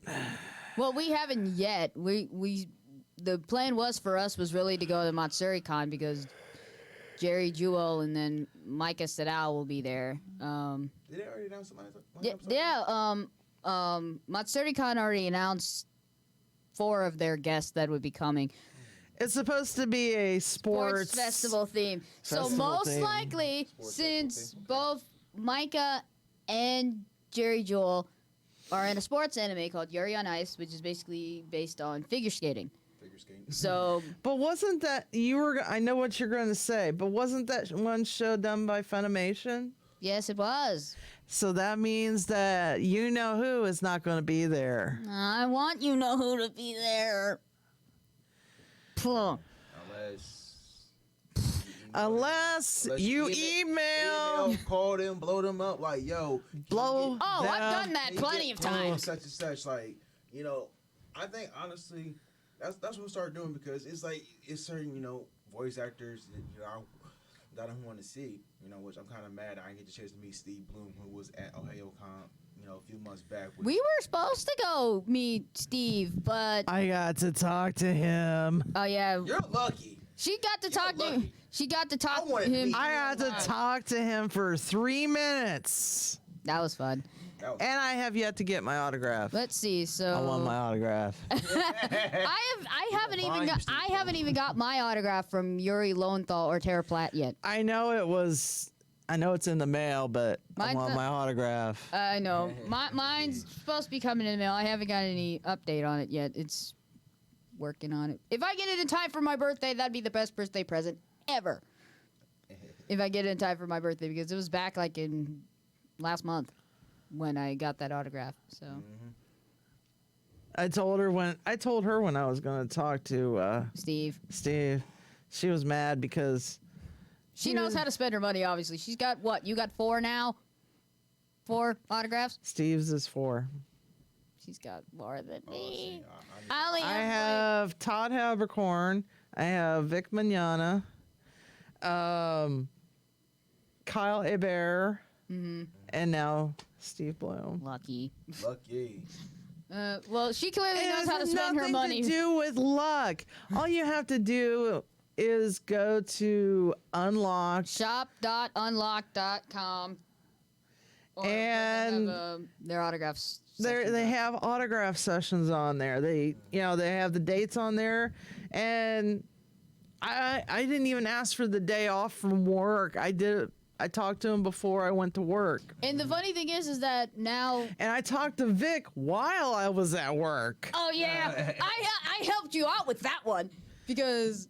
But you didn't know that I was going to be on there. That's why that's why you told me if I'm not there, pass along the message to Vic, saying I mentioned several times in the chat room that you couldn't make it, and she ordered an Edward Elric, and literally later She on. did. It was so funny. I got like a Full Metal Alchemist shirt at home. I need Now more I'm Full off Metal. from Matter of fact, I think I'm gonna go back to Hot Topic. I need more Full Metal. So actually, I showed Vic my little Winry one time on a live stream, and he was like, "Oh my gosh, you got Winry," and he asked me, "Did I have Ed and Al as Funko Pops as well?" I told him no, I didn't. He go like, "You should."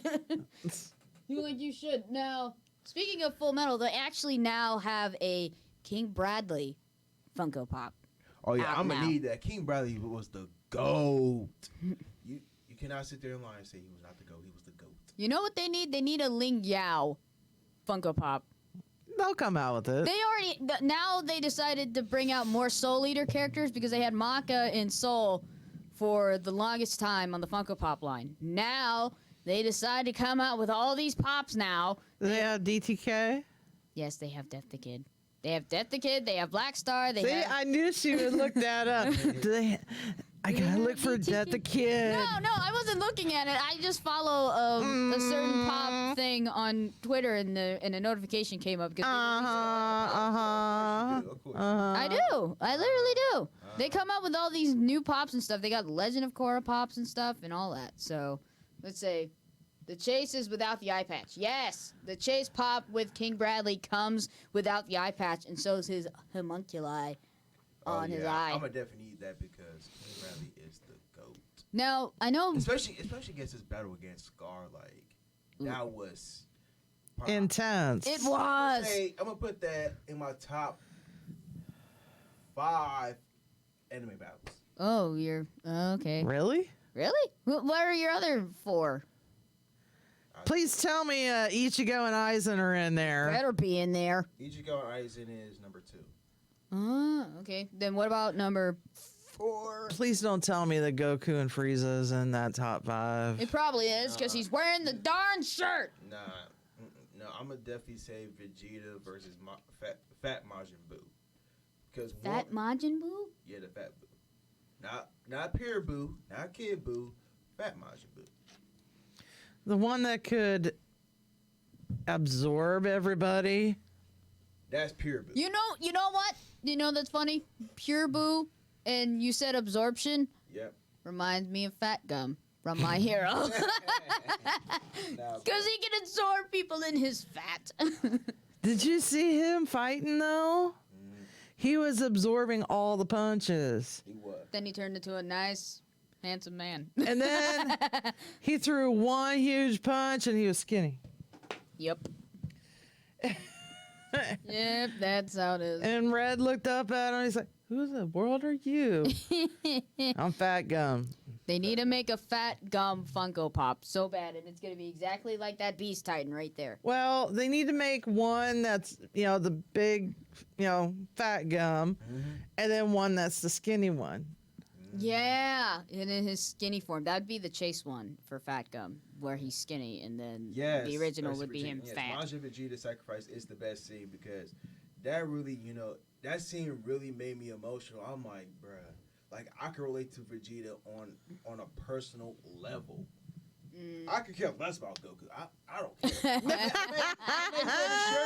I may wear the shirts though, but if you ask me my favorite character in Dragon Ball Z, I'm going to say Vegeta. Because Vegeta's like my go-to character. Heck, even on Dragon Ball Xenoverse 2, I got all the Vegeta's movesets on my created character. You like Gun, Final Flash, Final Explosion, Final Impact. Fat Gum is just human human Totoro. Oh, that's right. Yeah, Fat Gum is like Totoro. But except yeah, he is kind of Fat Gum is the human version of Totoro. Yep. So let's see. We got any final thoughts before we decide to ship out? What was this, Jerry Springer? Yes. Oh my God. I didn't see anybody throw a chair. Jerry. Or start a fight, or yank out someone's hair. Yep. Oh. I think my final thought is I'm gonna definitely go to Masuricon and Colossal because I definitely want to see different cosplays and how people interact with some of the voice actors. Vegeta, Broly, and Frieza are my favorites. Broly, yes! My friend Kakarot. My friend loves Broly. Oh, whoa. Which Broly?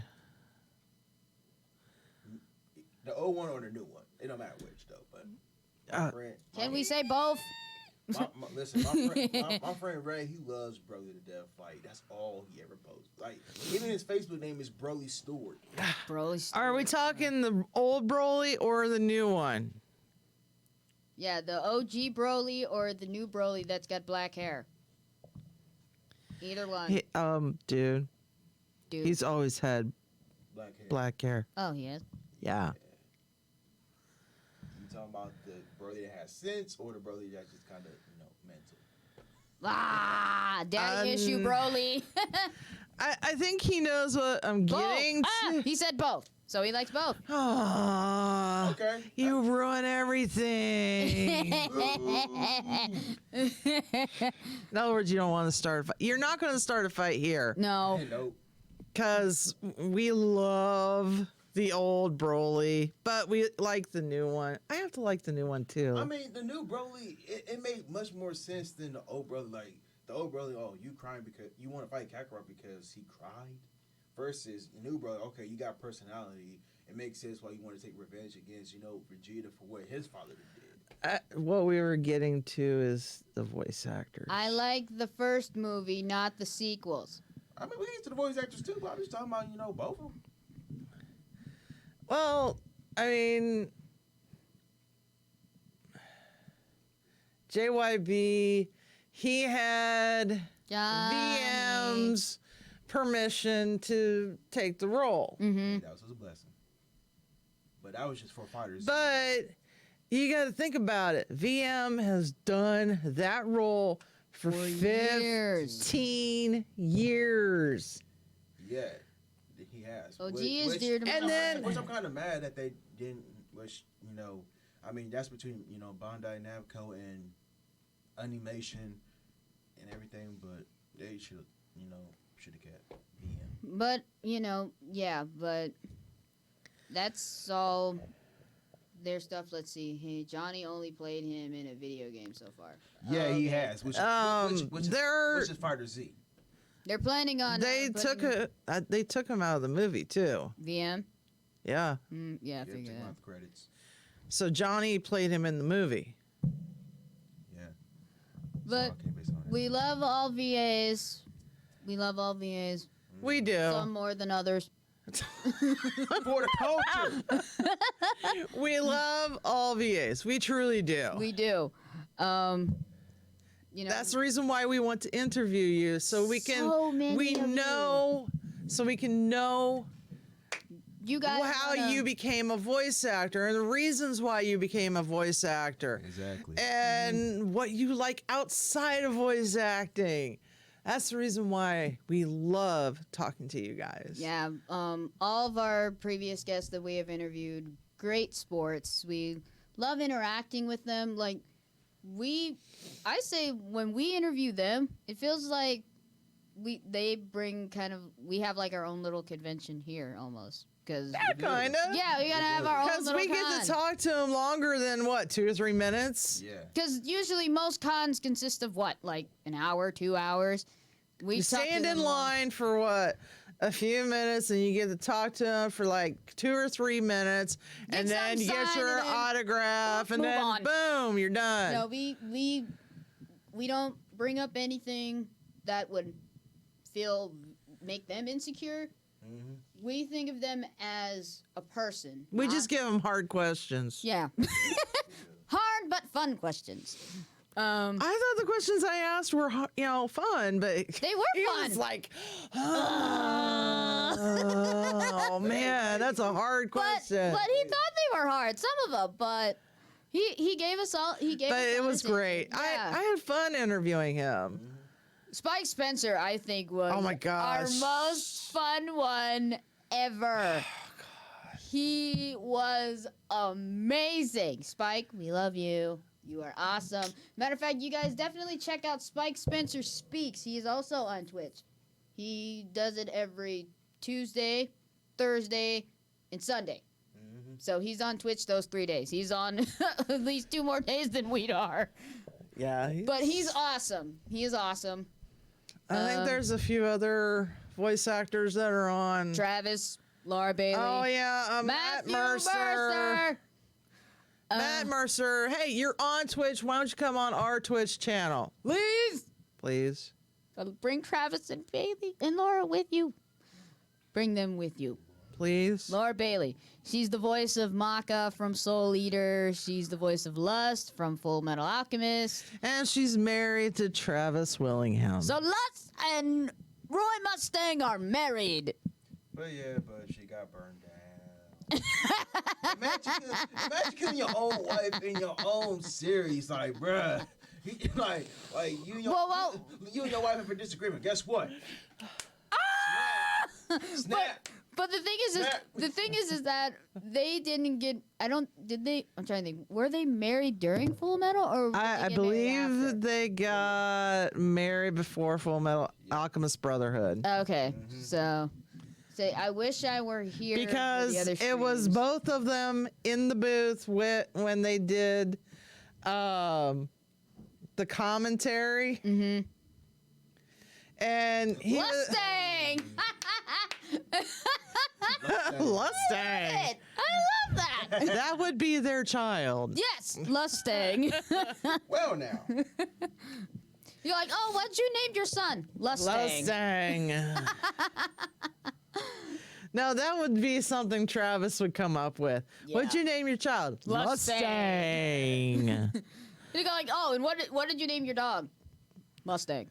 Let's see. Let's see.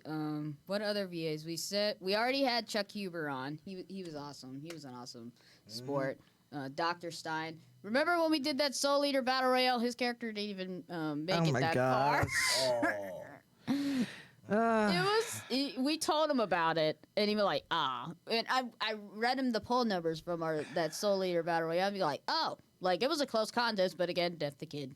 Death the Kid. Death the Kid, the dude that's got 3 lines on one side of his head and has a symmetry obsession. I want to draw that. Yeah. Yeah, Chuck Huber was a joy to talk to. Kyle Hebert, John Swayze, who was our first ever interviewee. And he was very, very patient with us.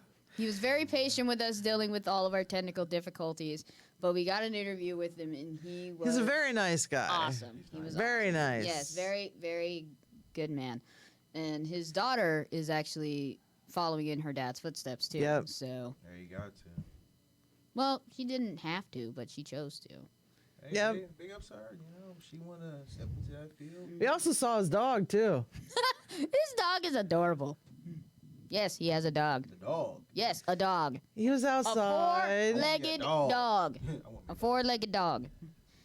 And then John Gremion, he's awesome. Shout out to you, John. Since you Hi, watch John. us. How you doing? Hope whatever you're doing is going well. We know what he's doing. John is a great guy. Yes, we know. John Swayze is an awesome dude, and so is John Gremion. Yeah, they're great. They're great guys. Derek Snow. His interview was very interesting. He was in his car. Outside of Starbucks, outside Funimation Studios. He just got done with a recording session. And the funny thing is that I'm actually watching Dance with Devils right now. And I've seen the Pomeranian. I'm thinking like, oh, that's Derek. He's a very... which John are you referring Gremion to? or Swayze? Holenheim or Mihawk? Define them by their characters. He says he's a very regular guy for being an actor. I think he's Well, that's not... probably about... I mean, I guess some people just don't, want to be like in the publicity and all like that, They're Well, really not. Gremion, voice acting is not his first He's like a video editor. job. Yeah. He's a freelance video editor. Swayze. Swayze. Oh, yes. He is a very regular guy. He's very upfront and forward. He'll tell you straight up, this is how it goes. Be straight and narrow with you. Let's see. Let's see. Kyle Hebert, he was awesome. You said his Eisen voice gives you chills. Yeah, it does. It does. If not in the, when I'm watching it in the show. Like creepy chills is what you meant. Or like. Yeah, kind of like creepy chills. If you're sitting there and all of a sudden he talks in his Eisen voice when, you're watching him on Unlocked. And it's like, oh, no, don't do that. No. Now, when we were interviewing him, I don't know why, but in my head, all I was thinking was Kamiya from Gurren Lagann when he was talking.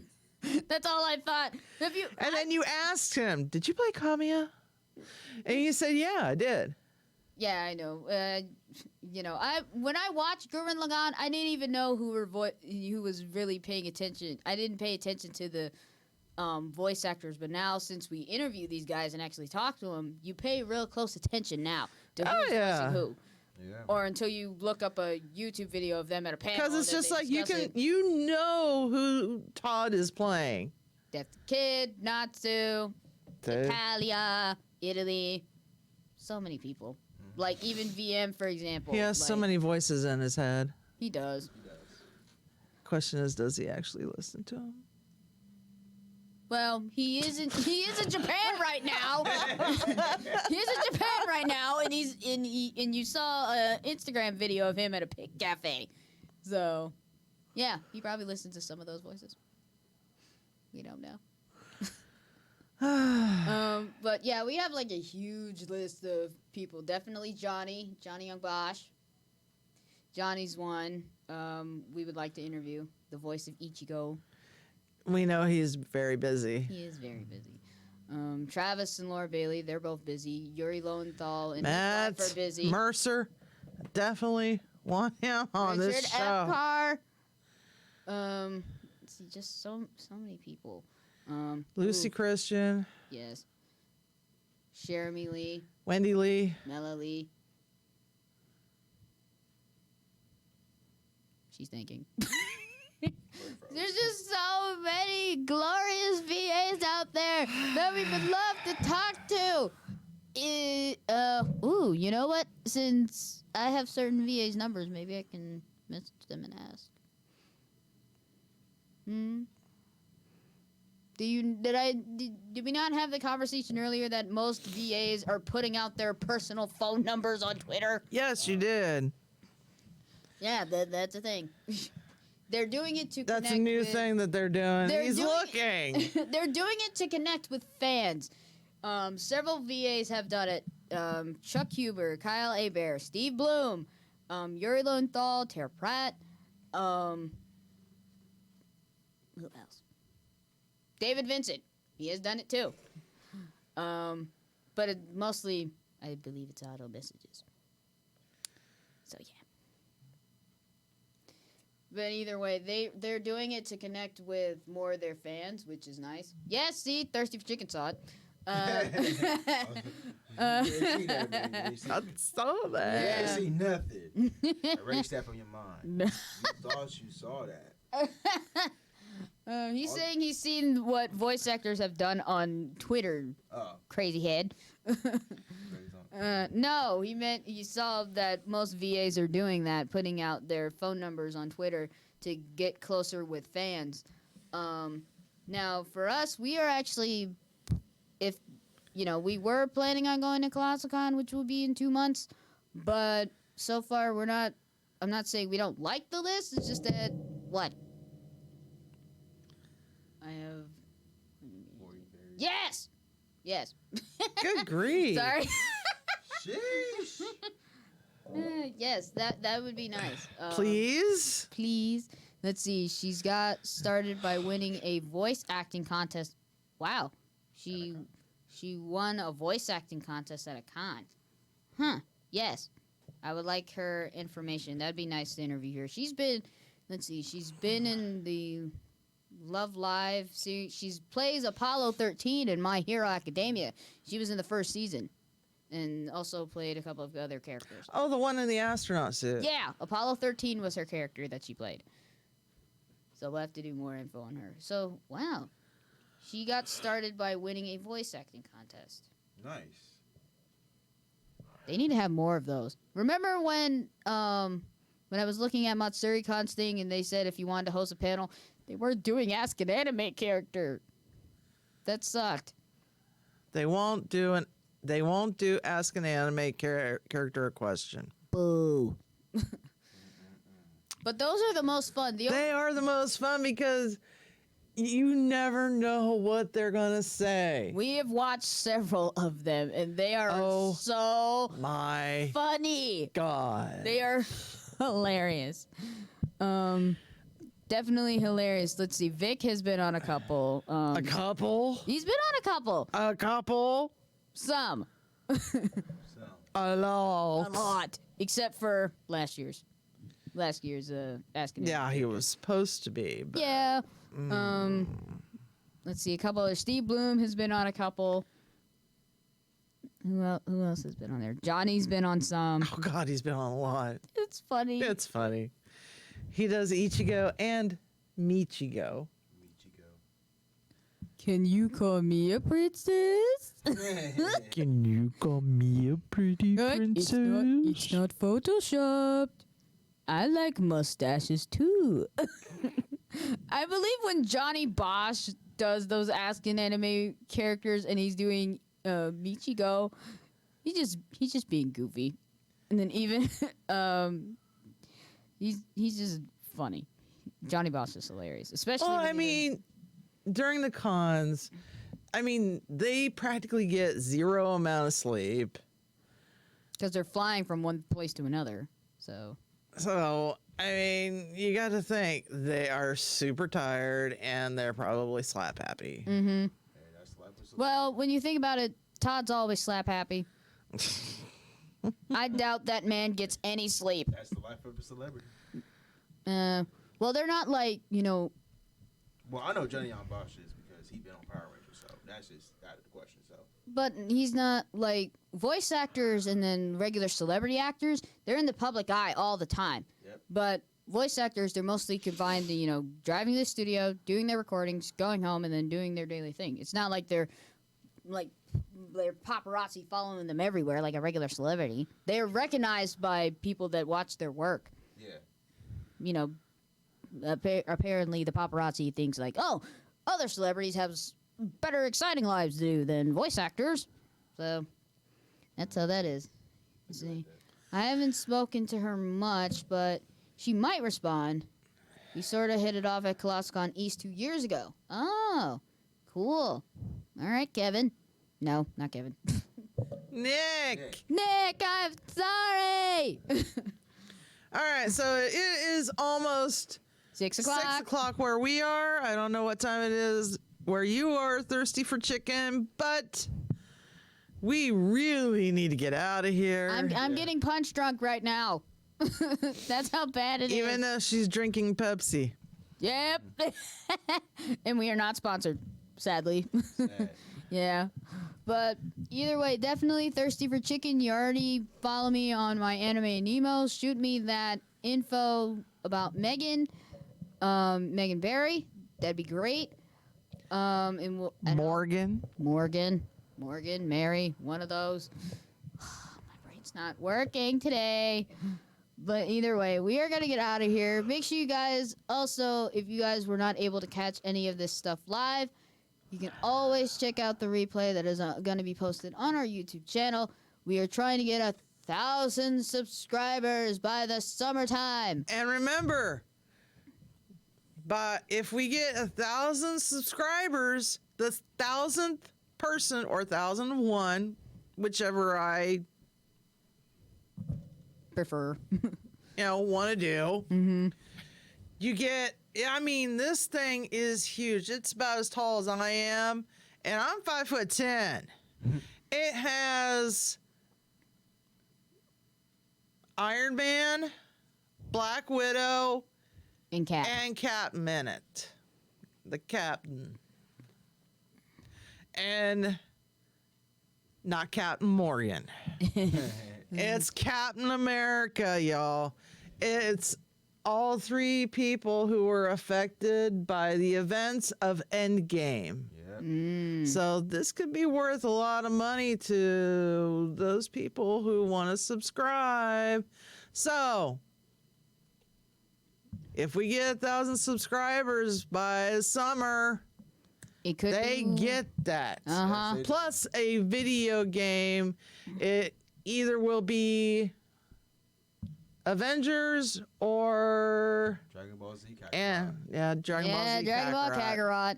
Kakarot. Well, enjoy your low strip, thirsty for chicken, and we will see all of you guys right back here on Thursday at 3. And let's hope we'll actually be on time for once and not scramble Like, around like chickens with their subscribe. head guns are. Yeah. Like, subscribe. Tell your friends, tell your mom, tell your daddy, tell everyone. Tell your grandmammy, your uncle, your pop with the bad leg. Tell everybody. Your best friend around the corner. Keep it tight. Tell your friend that's Tell in your Ecuador or favorite something. aunt. Keep it Yes, tight. definitely. We will see you guys back here on Thursday at 3 p.m. Eastern Standard Time. 12 specific time. And remember, watch Watch anime until you die. That was good.